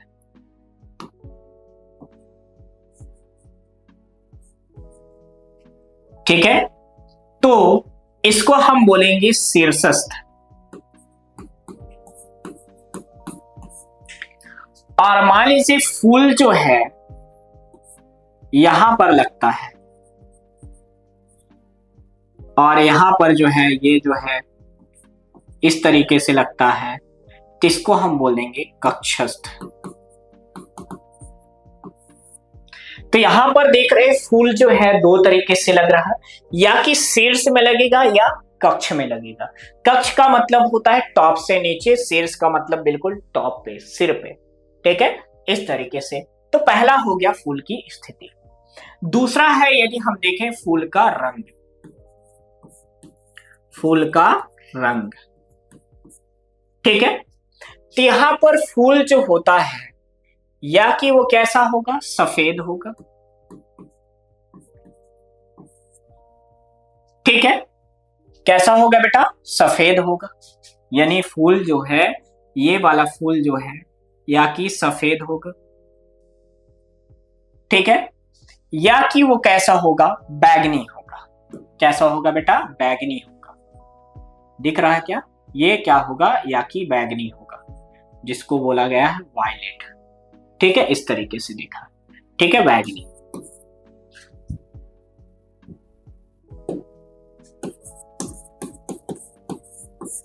ठीक है, तो यहां पर फूल की क्या हो गई स्थिति, और क्या हो गया, रंग हो गया। अब फूल जब लग जाता है तो उसके बाद क्या आता है, फल आता है। क्या आता है बेटा, फल आता है। तो इसके बाद हम किसकी बात कर रहे हैं, फल की बात कर रहे हैं। किसकी बात कर रहे हैं, फल की बात कर रहे हैं। तो यहां पर फल भी दो तरह से होता है। ठीक है, पहला हम देखेंगे फल का जो है आकार। क्या देखेंगे, फल का आकार।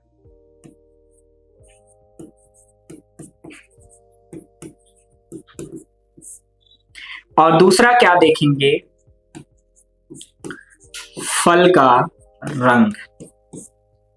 ठीक है, तो यदि आप देखेंगे कि जो फल है जब स्टार्टिंग में आता है, तो आप देखते हो जो बेचने वाला आता है तो बोलता है हरा भरा मटर ले लो।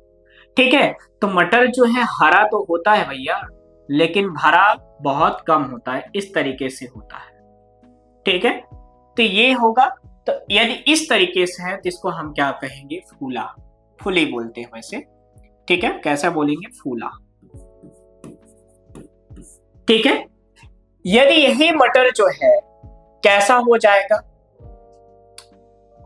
कंस्ट्रक्टेड हो जाएगा, सिकुड़ा हो जाएगा, सिकुड़ जाएगा। तो यदि आप देखोगे तो यही मटर यदि आप देखोगे तो कुछ इस तरीके से आपको दिखाई दे, तो इसको आप क्या बोलोगे, यहां पर बीज तो है लेकिन प्रॉपर नहीं है, तो इसको आप क्या बोलेंगे, सिकुड़ा बोलेंगे। सॉरी, सिकुड़ा होता है। समझ में आया कि नहीं आया, पक्का आ गया। फिर अगला क्या है, फल का रंग। किसकी बात करते हैं, फल का रंग। आप देखते हो कि जब मार्केट में स्टार्टिंग में मटर आता है तो आपको बिल्कुल कैसे दिखाई देता है, इस तरीके से, जिसको हम बोलते हैं हरा। कैसा दिखाई देता है, हरा दिखाई देता है। ठीक है, कैसा दिखाई देगा बेटा, हरा दिखाई देता है। ठीक है, हरा दिखाई देता है। लेकिन जैसे जैसे उसका सीजन खत्म हो जाता है तो आपको पता है कि उसका रंग कैसा दिखाई देगा, पीला दिखाई देता है। कैसा दिखाई देता है, पीला दिखाई देता है। इन्हें चीजें क्लियर हुई। तो फल का आकार में यदि देखोगे तो पहले क्या होता है, फूला होता है। जिसमें बीज होगा तो फूला होगा, जिसमें बीज नहीं होगा तो क्या होगा, सिकुड़ा होगा। जब स्टार्टिंग में मटर का पौधा, यानी अब आप देखोगे कि अब सीजन आ चुका है तो आप देखोगे मटर आता है तो मटर का कलर जो होता है, स्पोर्ट जो होता है, फली जो होता है, मटर का फल का आकार, यानी जिसको हम बोलते हैं फली का आकार। तो जो मटर की फली जो है, तो इसे देखोगे तो पहले हरा दिखेगा, जैसे जैसे को सीजन खत्म हो जाएगा तो पीला दिखाई देने लगेगा। इसके बाद यदि हम बात करते हैं तो क्या आता है, इसके बाद आता है, फल के बाद आता है बीज आता है। क्या आता है बेटा, बीज आता है। ठीक है, अब बीज में भी हम दो तरह से बात करेंगे। पहला हम क्या देखेंगे, बीज का आकार।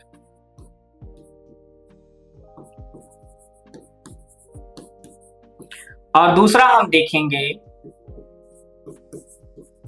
बीज का रंग। सॉरी,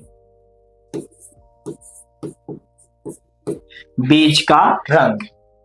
जो बीज होता है स्टार्टिंग में कैसा होता है, जो मैच्योर हो जाता है, परिपक्व हो जाता है।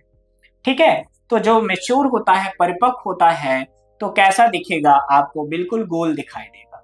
कैसा दिखाई देगा, गोल दिखाई देगा। ठीक है, तो जो बीज होता है वो आपको बिल्कुल गोल दिखाई देगा। ठीक है, और एक जो है आपको झुर्रीदार दिखाई देगा, इस तरीके से सिकुड़ा हुआ दिखाई देगा।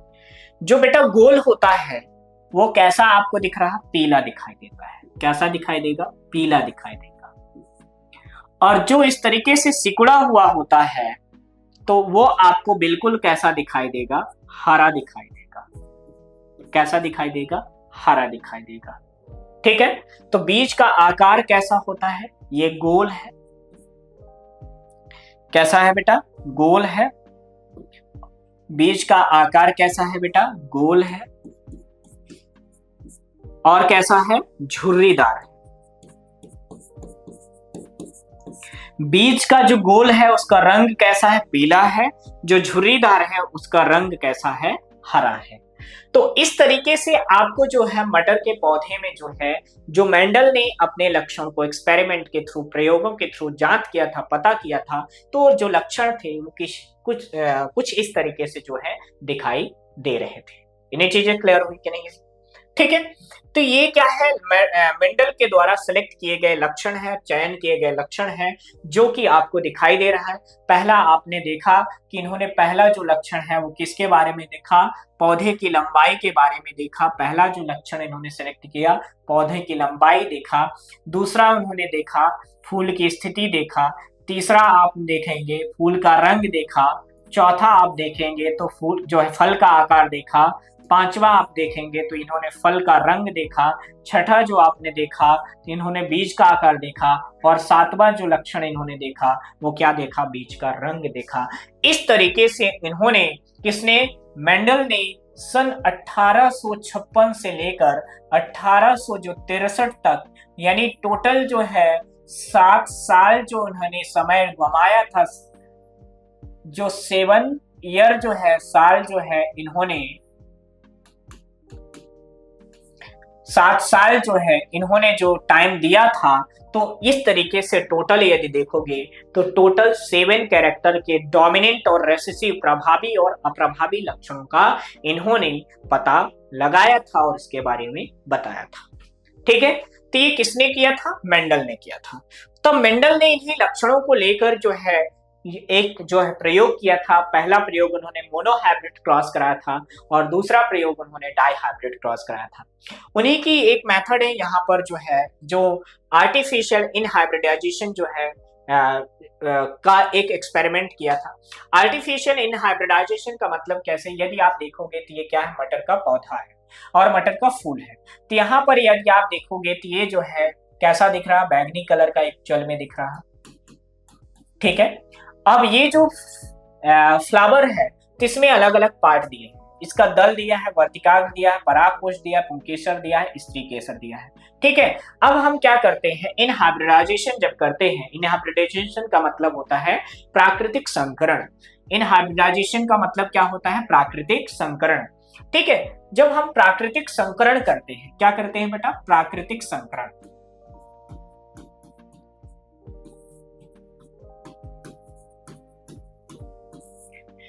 जब प्राकृतिक संकरण हम करते हैं तो हम क्या करते हैं? इसमें जो फ्लावर है तो फ्लावर में 2 पार्ट होते हैं, नर और मादा। क्या होते हैं? नर और मादा। तो हम क्या कर देते हैं कि जो परागकोश वाला भाग होता है उसको हम क्या करते हैं? काट कर हटा देते हैं। क्या करते हैं?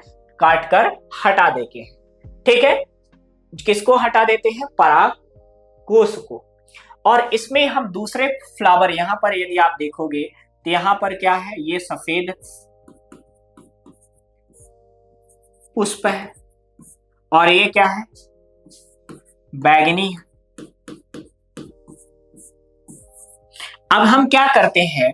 जो सफेद पुष्प का परागकण है, इसका जो परागकण है, इसके परागकण को हम क्या करेंगे? इस बैगनी जो है इसमें हम क्या कर देंगे? स्थानांतरित कर देंगे। इसके कहां पर स्थानांतरित करेंगे? वर्तिकाग्र तक। कहां पर स्थानांतरित करेंगे? वर्तिकाग्र। तो यहां से यहां तक परागकणों को कृत्रिम रूप से स्थानांतरण करना क्या कहलाता है? प्राकृतिक, यानी परागण क्या कहलाता है। लेकिन ये जो प्रोसेस हो रही है इसको हम बोलते हैं कृत्रिम संकरण बोलते हैं। क्या बोलते हैं? कृत्रिम संकरण बोलते हैं। इतना समझ में आया? तो कृत्रिम संकरण द्वारा हम क्या करते हैं? नए नए लक्षणों को विकसित कराते हैं। जब हम पौधे का क्या करते हैं? जब एक पौधे का क्रॉस दूसरे पौधे से कराते हैं तो एक हमें तीसरा लक्षण जो है प्राप्त होता है। ठीक है, मिलता है। इन्हीं चीजें समझ में आए कि नहीं? आगे बात करते हैं। आगे यदि हम देखते हैं कि जो इन्होंने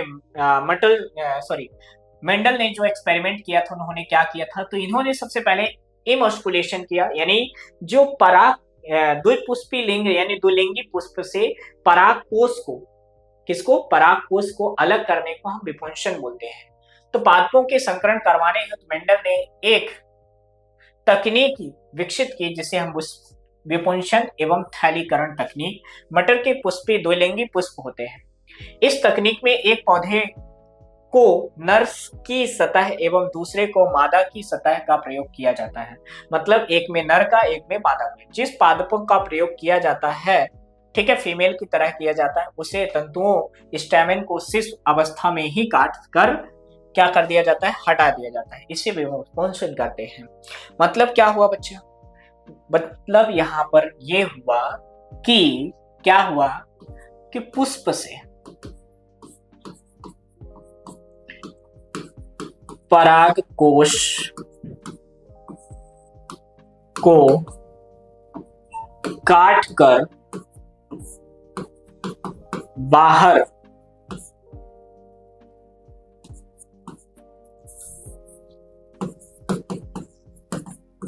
निकालने की क्रिया को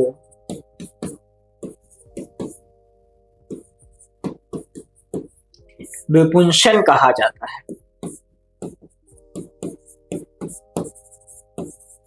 क्या कहा जाता है बेटा, विपुंसन कहा जाता है। इतनी चीजें क्लियर हुई कि नहीं, ठीक है। तो पुष्प के परागकोश को पुष्प से, यानी किस, कौन से पुष्प से, द्विलिंगी,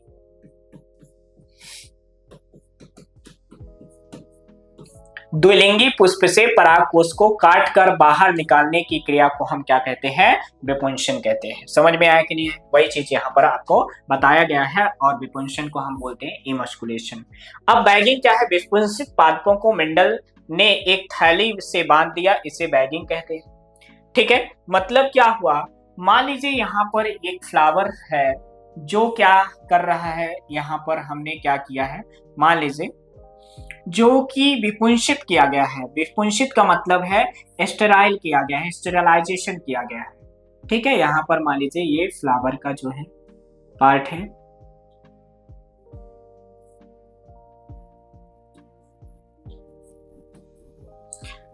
ठीक है। तो यहां पर मान लीजिए क्या है, ये स्टिग्मा है। अब क्या करते हैं, इस स्टिग्मा को हम क्या करते हैं, कवर कर देते हैं। इस तरीके से हम कवर कर देते हैं, किससे, बटर पेपर से। ठीक है, किससे कवर कर देते हैं बेटा, बटर पेपर से हम क्या कर देते हैं, कवर कर देते हैं, ढक देते हैं। ठीक है, तो वर्तिकाग्र को, यानी जिसको हम बोलते हैं स्टिग्मा, वर्तिकाग्र को बटर पेपर, ठीक है, के द्वारा क्या करना, ढकने की क्रिया को ही हम क्या बोलते हैं, बोरा वस्त्रावरण या क्या बोलते हैं, बैगिंग कहते हैं। ठीक है, तो इसको हम क्या, किससे ढक रहे हैं, बटर पेपर से ढक रहे हैं। ठीक है, तो यहां पर वही है, विपुंसित पादपों को मेंडल ने एक थैली से बांध दिया, इसे बैगिंग कहा जाता है। ठीक है, आगे बात करते हैं। अनवांटेड परागण को रोकने हेतु थैलीकरण किया। मतलब ये जो हमने बैगिंग किया है, तो इसमें कोई दूसरा जो है बाहरी परागकण जो है आकर, यानी बाहरी जो पॉलन ग्रेन जो है, इसको आकर जो है परागित ना कर दे। हमने जो इस पे परागकण डाला है, इसमें हमने पॉलिनेशन कराया है, यहाँ पर जो है परागकण को हमने पहुंचाया है, केवल वही परागकण जो है इसको क्या कर सके, परागित कर सके, कोई दूसरा परागकण इसको परागित ना करे, तो इसे हम क्या बोलते हैं, बोरा वस्त्रावरण, और इसे ही हम क्या बोलते हैं, थैलीकरण। परिपक्व हो जाने पर नर पादप से परागकण एकत्रित कर विपुंसित पादपों पर छिड़क दिया जाता है। ठीक है, इसे क्या कहते हैं, परागण संपन्न। परागण के उपरांत मादा पुष्प के बीजों का निर्माण होता है। यानी जब आपको पता है कि जब पॉलिनेशन होगा तो क्या होगा, सीड का निर्माण होगा, बीज का निर्माण होता है। इन बीजों से प्राप्त लक्षणों को मेंडल ने प्रथम संतानी पीढ़ी, यानी फर्स्ट जो है फेल जनरेशन, यवन पीढ़ी कहा। मतलब जब इनसे क्या किया, उन्होंने बीज प्राप्त किया, सीड प्राप्त किया, तो उन्होंने पहली जनरेशन किया। इसके सॉरी इससे आगे की पीढ़ी में स्वपरागण द्वारा प्राप्त की जा सकती है। इनको द्वितीयक संतति पीढ़ी यानी सेकेंडरी जो हम जनरेशन कहते हैं, तृतीय संतति पीढ़ी थर्डरी जनरेशन कहा जाता है, यानी F2 और F3 जनरेशन कहा जाता है।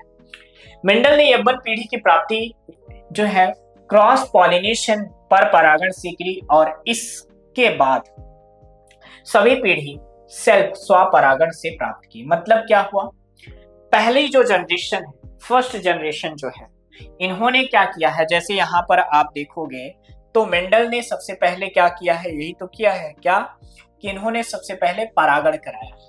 यहाँ पर जो फर्स्ट पीढ़ी जो है हमें प्राप्त हुई है, तो ये फर्स्ट जो जनरेशन हमें प्राप्त हुई है तो ये किससे मिली है, हमने क्रॉस पॉलिनेशन कराया, मतलब इस फ्लावर में इस पुष्प के परागकण को पहुंचा दिया है।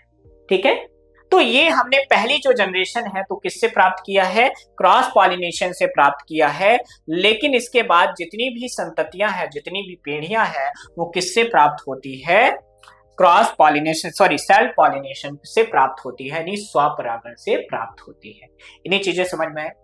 फिर इसके बाद जब इन्होंने ये देखा कि जब इन्होंने ये एक्सपेरिमेंट किया तो इन्होंने किस तरीके से, ये तो उनका एक सेटअप था, जमाया था उन्होंने, अब इन्होंने इस एक्सपेरिमेंट को क्या है प्रायोगिक रूप से किस तरीके से एक्सपेरिमेंट किया, तो इन्होंने दो तरह से एक्सपेरिमेंट किया। पहला जो है उन्होंने एक संकर क्रॉस कराया, मोनोहाइब्रिड क्रॉस कराया, ऐसा क्रॉस जिसमें एक है ना जोड़ी विपरीत विभेद है ना के लक्षणों का वंशागत का अध्ययन किया जाता है, एक संकर क्रॉस कहलाता है। मतलब क्या हुआ कि जब हम केवल एक ही लक्षण के वंशागत का अध्ययन करते हैं, एक ही लक्षण के वंशागत का अध्ययन करते हैं, तो उसे हम क्या बोलते हैं, एक संकर क्रॉस कहते हैं।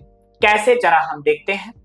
जब एक संकर हम क्रॉस कराते हैं, क्या कराते हैं, एक संकर क्रॉस कराते हैं, तो इन्होंने देखा कि सबसे पहले एक संकर क्रॉस के लिए यानी मोनोहाइब्रिड क्रॉस के लिए इन्होंने क्या किया, पौधे के लंबाई को सिलेक्ट किया, पौधे के लंबाई को सिलेक्ट किया। ठीक है, तो इन्होंने सबसे पहले जो है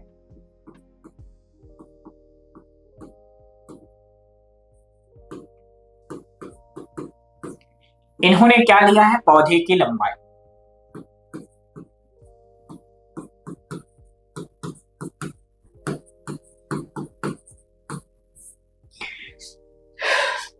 क्या लिया बेटा, पौधे की लंबाई। यहां पर जो पौधे की लंबाई लिया है, इन्होंने इसमें पौधे की दो तरह की लंबाई इन्होंने प्रभावी और अप्रभावी दोनों तरह के क्या किया है, लक्षणों को लिया है, सेलेक्ट किया है। प्रभावी क्या होती है, इन्होंने प्रभावी को कैपिटल टी से प्रदर्शित किया और अप्रभावी को जो है स्मॉल टी से प्रदर्शित किया। अब इन्होंने क्या किया, कैपिटल टी और स्मॉल टी से इन्होंने क्रॉस कराया। जब इन्होंने क्या कराया, जब कैपिटल टी जो है इसका क्रॉस जब उन्होंने स्मॉल टी से कराया, तो इन्होंने पहले गैमेट फॉर्मेशन किया। जब गैमेट बनाया तो कैपिटल टी स्मॉल टी बने। इन्होंने दोनों को क्या कर लिया, इस तरीके से लिया, इसको क्या कराया है, संयुग्मन कराया। क्या कराया बेटा, संयुग्मन कराया। ठीक है, अब ये जो संयुग्मन इन्होंने कराया है, तो ये क्या है, कैपिटल टी स्मॉल टी का है। किसका है बेटा, कैपिटल टी स्मॉल टी का संयुग्मन इन्होंने कराया है। ठीक है, अब ये जो संयुग्मन इन्होंने कैपिटल टी स्मॉल टी का कराया है, तो इन्होंने कैसे कराया है, तो ध्यान रखना ये कौन सी पीढ़ी है, F1 पीढ़ी है। क्या है बेटा, F1 पीढ़ी है, पहली जनरेशन है। और इन्होंने जब पहली जनरेशन पे अध्ययन किया तो ये पाया कि F1 पीढ़ी में केवल प्रभावी लक्षण दर्शाते हैं। मतलब यहाँ पर जो पौधा मिला है उनको क्या मिला है, लंबा बिना है, पौधा नहीं मिला। मतलब केवल कैपिटल टी क्या किसको दर्शाता है, लंबा पौधे को दर्शाता है। किसको दर्शाता है, लंबे पौधे को। और स्मॉल टी किसको दर्शाता है, बौना को दर्शाता है, बौने पौधे को दर्शाता है। इतना समझ में आया कि नहीं आया। ठीक है, तो यहाँ पर यदि आप देखोगे तो कैपिटल टी स्मॉल टी जो है F1 पीढ़ी को दर्शा रहा है और किसको दर्शा रहा, लंबे पौधे को दर्शा रहा है। लेकिन इन्होंने जब क्या कराया, स्वपरागण कराया, सेल्फ पॉलिनेशन कराया। सेल्फ पॉलिनेशन का मतलब क्या होता है, जब इन्होंने क्या किया, कैपिटल टी स्मॉल टी का जो क्रॉस है कैपिटल टी स्मॉल टी के साथ ही करा दिया। ठीक है, जब कैपिटल टी स्मॉल टी का क्रॉस इन्होंने क्या किया, कैपिटल टी स्मॉल टी के साथ ही करा दिया। ठीक है,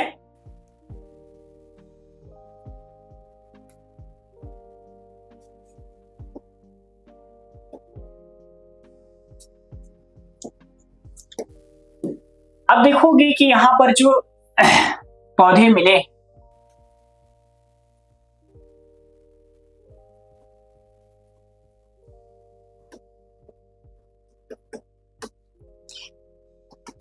अब यहां पर जो इन्होंने क्रॉस कराया सेल्फ क्रॉस, तो इन्होंने इसको दो तरह से प्रदर्शित किया, दो तरह से शो किया। जब इन्होंने ये देखा कि जब इन्होंने स्वपरागण कराया, तो एक तो इन्होंने कैपिटल टी स्मॉल टी, यहाँ पर दो टाइप के गैमेट मिले इनको, और एक जो है कैपिटल टी स्मॉल टी इस टाइप के गैमेट बनाए। फिर इनका क्रॉस जो है इससे करा दिया तो इनको जो है कैपिटल टी मिले। फिर इसका क्रॉस जो है इससे कराया, कैपिटल टी स्मॉल टी मिला। फिर इसका क्रॉस इससे कराया, कैपिटल टी स्मॉल टी मिला। और इसका क्रॉस इससे कराया तो क्या मिला, स्मॉल टी मिला। तो इन्होंने क्या पाया इसमें, इन्होंने पाया ये कि जो कैपिटल टी है तो इनको कितने मिले, एक मिला। कैपिटल टी स्मॉल टी जो है इनको दो मिला, और स्मॉल टी जो है इनको एक मिला। ठीक है, तो इस लक्षण को ये क्योंकि युग्मक दर्शा रहे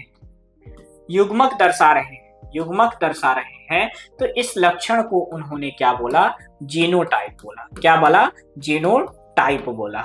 लेकिन इन्होंने ये पाया कि जो कैपिटल टी है ये क्या है, लंबा पौधा है। कैपिटल टी स्मॉल टी है, ये भी लंबा पौधा है ना। और स्मॉल टी है, ये बौना पौधा है। कैसा है बेटा, बौना। तो इस तरीके से इन्होंने पाया कि ये जो हम बाहरी तौर पे देखने पर ये हमें लक्षण दिखाई दे रहे हैं, तो इन्होंने क्या बोला, इसको फिनोटाइप बोला। क्या बोला, फिनोटाइप बोला। क्या बोला, फिनोटाइप बोला। जो कि लंबा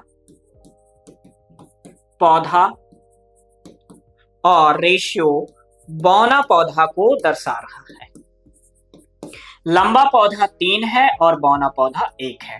तो इस तरीके से जो फिनोटाइप रेशियो आया, क्या आया, 3:1 आया। ठीक है, लेकिन यहीं पर यदि आप देखोगे तो इसी को एक जो है चेकर बोर्ड के माध्यम से भी दर्शाया जा सकता है, जो कि एक साइंटिस्ट हैं जिनका नाम है सी पुन्नेट, जो है इन्होंने डिस्कवर किया सन 1875 से लेकर सन 1967 तक इन्होंने दिया, प्रयोग किया। F1 पीढ़ी में युग्मकों का F1 में संभावित संयोग पता करने के लिए चेकर बोर्ड का जो है विधि का उपयोग किया। मतलब क्या हुआ कि जब उन्होंने कैपिटल टी जो है इसका क्रॉस किससे कराया था, स्मॉल टी से कराया, तो यहां पर आपने पाया कि ये कैपिटल टी है और ये क्या है, स्मॉल टी है। इन दोनों का जब हम क्रॉस कराएंगे तो कैपिटल टी स्मॉल टी होगा। इन्हें चीजें समझ में आई कि नहीं है। अब इसी को उन्होंने ये किसको, ये क्या बताया, इसको इन्होंने इसको F1 पीढ़ी बताया। क्या बताया, F1 पीढ़ी बताया। लेकिन यहीं पर यदि देखोगे तो इन्होंने ये क्या बताया था कि ये लंबा लक्षण को दर्शा रहा, लंबा पौधा हमें प्रदान कर रहा है। समझ में आया कि नहीं आया। ठीक है, तो अब क्या हुआ, यहां पर ये हुआ कि इन्होंने एक चेकर बोर्ड के माध्यम से इसको प्रदर्शित किया।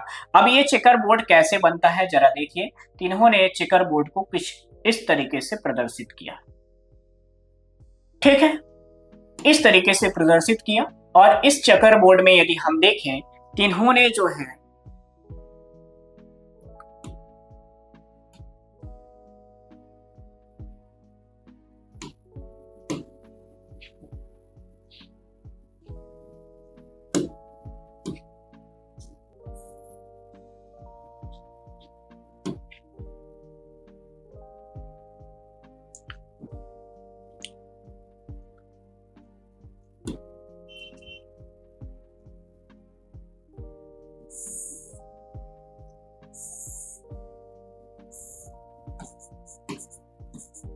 इस तरीके से उन्होंने चेकर बोर्ड बनाया। इसमें ऊपर जो है मेल लक्षणों को रखा, नीचे जो है फीमेल लक्षणों को रखा। और इसको जो है उन्होंने क्या बताया, F2 जनरेशन। अब जैसे यहाँ पर जो है उन्होंने स्वपरागण कराया था, तो जब स्वपरागण करेंगे तो कैपिटल टी स्मॉल टी के साथ इसको कराएंगे। तो यहाँ पर यदि हम देखें कैपिटल टी, यहाँ पर देखें स्मॉल टी, यहाँ पर देखें कैपिटल टी, यहाँ पर स्मॉल टी, तो यदि आप पाएंगे कि इसका क्रॉस इससे कराएंगे तो कैपिटल टी मिलेगा, इसका क्रॉस इससे कराएंगे तो कैपिटल टी स्मॉल टी मिलेगा, इसका क्रॉस इससे कराएंगे तो कैपिटल टी स्मॉल टी मिलेगा, इससे कराएंगे तो स्मॉल टी मिलेगा। ठीक है, लेकिन यदि हम देखें यहाँ पर 1 मिनट, यदि हम यहां पर देखें तो क्या देखेंगे, तो यहां पर हमें क्या मिलेगा, लंबा पौधा, यहां पर हमें क्या मिलेगा, लंबा पौधा, यहां पर क्या मिलेगा, लंबा पौधा, और इसमें क्या मिलेगा, लंबा पौधा,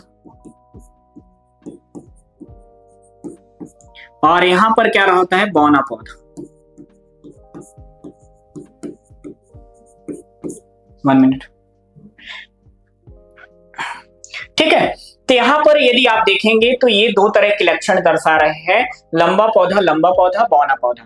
तो यहां पर यदि हम जिसकी बात कर रहे हैं, जीनोटाइप की बात कर रहे हैं, किसको बात कर रहे हैं, जीनोटाइप की बात कर रहे हैं, तो कैसे मिलेगा, capital T ratio, capital T ratio, small T, capital T 1 मिल रहा बेटा, कैपिटल टी स्मॉल टी 2 मिल रहे हैं, और स्मॉल टी 1 मिल रहा है।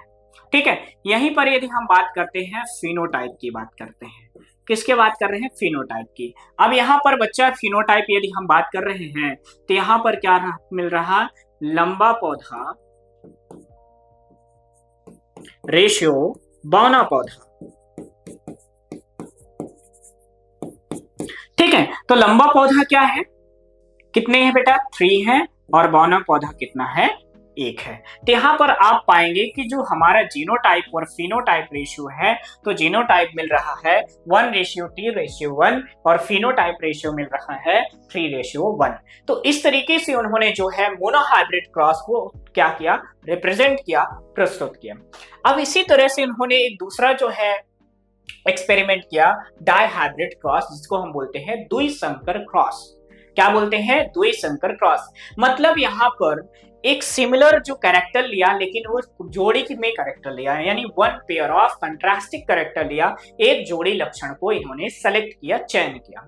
अब वो एक जोड़ी लक्षण कौन सा था बेटा, तो जब उन्होंने जो एक जोड़ी लक्षण सेलेक्ट किया था तो उन्होंने क्या लिया था, ध्यान रखना, पौधे की सीड,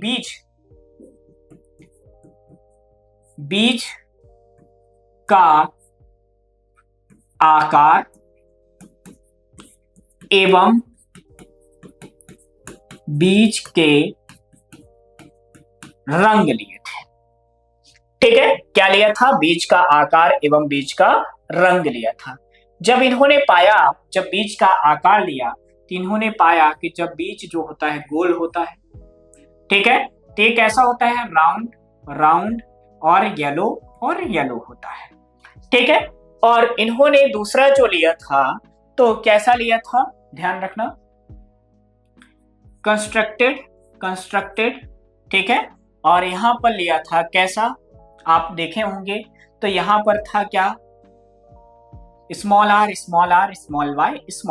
मतलब क्या है कि यहां पर जो है राउंड की जगह दिया रिंकल, और येलो को क्या बोला, ग्रीन बोला। ठीक है, तो इस तरीके से लिया। अब इसमें जब उन्होंने गैमेट बनाया तो इनको जो गैमेट मिला वो कैपिटल आर और कैपिटल वाई मिला, और यहां पर जब उन्होंने लक्षण लिया तो इनको लक्षण मिला capital small R small Y लिया। अब इन्होंने जब दोनों को क्या कराया, संयुग्मन कराया।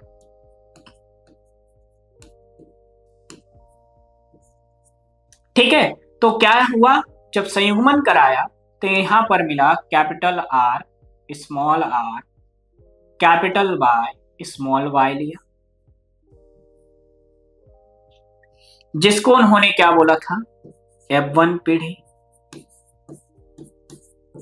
और यहां पर जो लक्षण है F1 पीढ़ी में केवल प्रभावी लक्षण प्रदर्शित हो रहे हैं, तो क्या दिखाई दे रहा है, जो F1 पीढ़ी में केवल गोल और पीले बीज दिखाई दे रहे हैं। ठीक है, गोल और पीले बीज दिखाई दे रहे हैं। अब इसी को उन्होंने क्या किया, बाय द एक्सपेरिमेंटल मानी बाय द जो है चेकर बोर्ड जब समझा जाना तो किस तरीके से उन्होंने प्रदर्शित किया। तो यदि इन्होंने इसको हम चेकर बोर्ड के थ्रू देखते हैं तो किस तरीके से हम इसको देखेंगे। जब इन्होंने चेकर बोर्ड का उपयोग किया,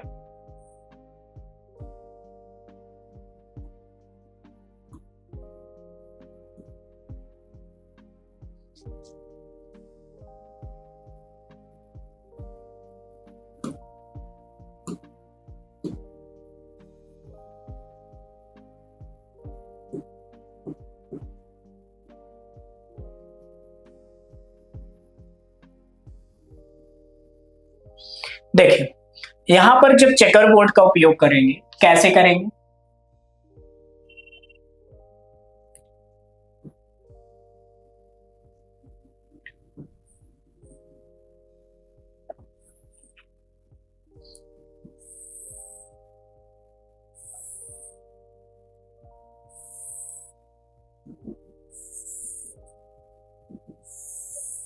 इस तरीके से। अब यहां पर आप पाएंगे कि ये जो है मेल लक्षण को ये फीमेल लक्षण को प्रदर्शित कर रहा है। ठीक है, यहां पर जब हम सेल पॉलिनेशन कराएंगे, सेल क्रॉस कराएंगे तो कैसे होगा, तो जरा देखिएगा। यहां पर कैपिटल आर जो है small R, capital Y small R का cross capital R small R capital Y small Y के साथ कराएंगे। तो इसका क्रॉस एक बार इसके साथ, फिर इसका क्रॉस एक बार इसके साथ, तो इसका इसके साथ कराएंगे तो कैपिटल आर कैपिटल वाई, इसको क्रॉस इससे कराएंगे तो कैपिटल आर स्मॉल वाई, इसका इससे कराएंगे तो स्मॉल आर कैपिटल वाई, इसका इससे कराएंगे तो क्या होगा small R small Y. Same similar इधर भी होगा, क्या होगा capital R capital Y capital R small R, ठीक है, स्मॉल आर कैपिटल वाई, और इसके बाद जो है क्या होगा स्मॉल आर कैपिटल वाई। ठीक है, sorry small R small Y, इस तरीके से होगा। यदि इसका इससे कराएंगे तो कैपिटल आर कैपिटल वाई होगा।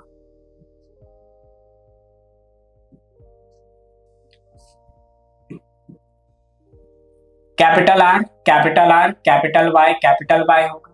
इसका इससे कराएंगे तो capital R capital Y small Y, इसका इससे होगा तो क्या होगा कैपिटल आर कैपिटल वाई, इसका इससे होगा capital R capital Y small Y होगा। ठीक है, अगला जो है capital R capital Y small Y, इसका इससे कैपिटल आर स्मॉल वाई, इसका इससे capital R capital Y small Y, इसका इससे कैपिटल आर स्मॉल आर, ठीक है, और स्मॉल वाई। ठीक, इसका जो है इससे कराएंगे तो क्या होगा बेटा कैपिटल आर, ठीक है, स्मॉल आर कैपिटल वाई। अगला capital R capital Y small Y, इसका इससे कराएंगे तो क्या होगा capital R small R capital Y, इसका इससे कराएंगे तो small R capital Y small Y. ठीक है, समझ में आया। मतलब इसका क्रॉस इससे कराएंगे, इसका क्रॉस इससे कराएंगे, इसका क्रॉस इससे कराएंगे, इसका क्रॉस इससे कराएंगे, सेम इधर भी कराएंगे। अब इसको क्रॉस इससे जब कराएंगे तो capital R capital Y small Y होगा। अगला जो है कैपिटल आर स्मॉल वाई, इससे कराएंगे तो small R capital Y small Y, और स्मॉल आर स्मॉल वाई। इस तरीके से हमें जो है क्या मिला है, ये बीज मिले। यदि हम देखते हैं इसको थोड़ा सा ऑब्जर्वेशन करते हैं तो पहला हमें क्या मिला है, ध्यान रखना, रेड एंड जो है येलो मिला है। आर वाई से हम शो कर रहे हैं शॉर्ट में। आर वाई का मतलब क्या है, आर का मतलब रेड, वाई का मतलब येलो। ठीक है, यहाँ पर जो है रेड एंड येलो से मिले हैं। ठीक है, क्यों, क्योंकि यहाँ पर केवल प्रभावी लक्षण दिखाई देंगे, अप्रभावी नहीं दिखाई देंगे। यहाँ पर क्या होगा रेड एंड येलो दिखाई देगा, यहाँ पर क्या दिखाई देगा रेड एंड येलो दिखाई देगा, यहाँ पर रेड एंड येलो, यहाँ पर रेड एंड क्या होगा ग्रीन, क्योंकि स्मॉल वाई को हम किससे प्रदर्शित करते हैं ग्रीन से। फिर capital R capital small R, तो यहाँ पर रेड एंड येलो, यहाँ पर क्या होगा रेड एंड ग्रीन होगा। फिर अगला क्या होगा रेड एंड येलो, फिर यहाँ पर क्या होगा रेड एंड येलो, यहाँ पर क्या होगा रिंकल एंड येलो। ठीक है, यहाँ पर क्या होगा रिंकल एंड येलो। ठीक है, यहाँ पर क्या होगा रेड एंड येलो, यहाँ पर क्या होगा रेड एंड ग्रीन, फिर यहाँ पर क्या होगा रिंकल एंड येलो, और यहाँ पर क्या होगा रिंकल एंड ग्रीन होगा। ठीक है। अब यहां पर यदि हम बात करते हैं किसकी, जीनोटाइप की, सॉरी हाँ फिनोटाइप की बात करते हैं। किसकी बात करते हैं, फिनोटाइप की।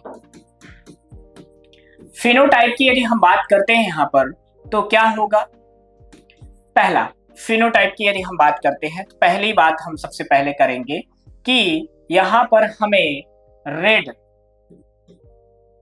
यानी राउंड गोल एंड पीला जो है कितने मिलेंगे, तो यहां पर 9 मिलेंगे। कैसे मिलेंगे, 1 2 3 4 5 6 7 8, ठीक है, 9, ठीक है, तो 9 मिलेंगे। दूसरा अगला यदि हम देखते हैं तो किसकी बात करते हैं, यदि हम बात करते हैं अगला, 1 मिनट बच्चों, अगला क्या है हमारे पास, रेड एंड गोल एंड क्या है, ग्रीन हरा, तो कितने मिलेंगे, 3 मिलेंगे। कहां है, 1 2 एंड जो है 3। अगला जो है थर्ड जो है हमें मिलना है, ठीक है, रिंकल यानी जिसको बोलते हैं झुर्रीदार, झुर्रीदार एंड पीला, कितने मिलते हैं, 3 मिलता है। फिर अगला यदि हम देखते हैं तो क्या मिलेगा, अगला हमें हरा एंड झुर्रीदार, कितना है, 1। तो यहां पर यदि हम फिनोटाइप की बात करते हैं तो कितना है, 9:3:3:1 आता है, ठीक है, इधर समझ में आया। तो ये डाई हाइब्रिड क्रॉस का क्या होता है बेटा, कंक्लूजन होता है कि यहाँ पर जो जीनो फिनोटाइप रेशियो आता है वो आता है 9:3:3 आता है। इन्हीं चीजें क्लियर हुई। तो इस तरीके से मेंडल ने डाई हाइब्रिड क्रॉस किया और उसके बारे में उन्होंने क्या किया, निष्कर्ष निकाला अपना और मत प्रदर्शित किया। इन्हीं चीजें समझ में आ गई होगी, मैं उम्मीद करता हूं आपको पूरी चीजें, ठीक है। तो आपने देखा बेटा कि यहां पर जो मेंडल है इन्होंने आनुवांशिकता को एक पीढ़ी से दूसरी पीढ़ी में आनुवांशिक लक्षणों को स्थानांतरण के बारे में हमें कंप्लीट नॉलेज प्रदान किया। तो बच्चों मिलते हैं नेक्स्ट वीडियो में, तब तक के लिए बहुत बहुत धन्यवाद। लेकिन इसी तरह से पढ़ने के लिए और अपने नॉलेज को गेन करने के लिए, अपनी पढ़ाई को बेहतर बनाने के लिए, हमारे से जुड़े रहने के लिए आज ही फ्यूके एजुकेशन ऐप को डाउनलोड करें और हमारे यूट्यूब चैनल को अपने दोस्तों तक शेयर करें, लाइक शेयर कमेंट जरूर करें। तो मिलते हैं बच्चों इसके नेक्स्ट पार्ट के साथ, तब तक के लिए बहुत बहुत धन्यवाद बच्चों, जय हिंद।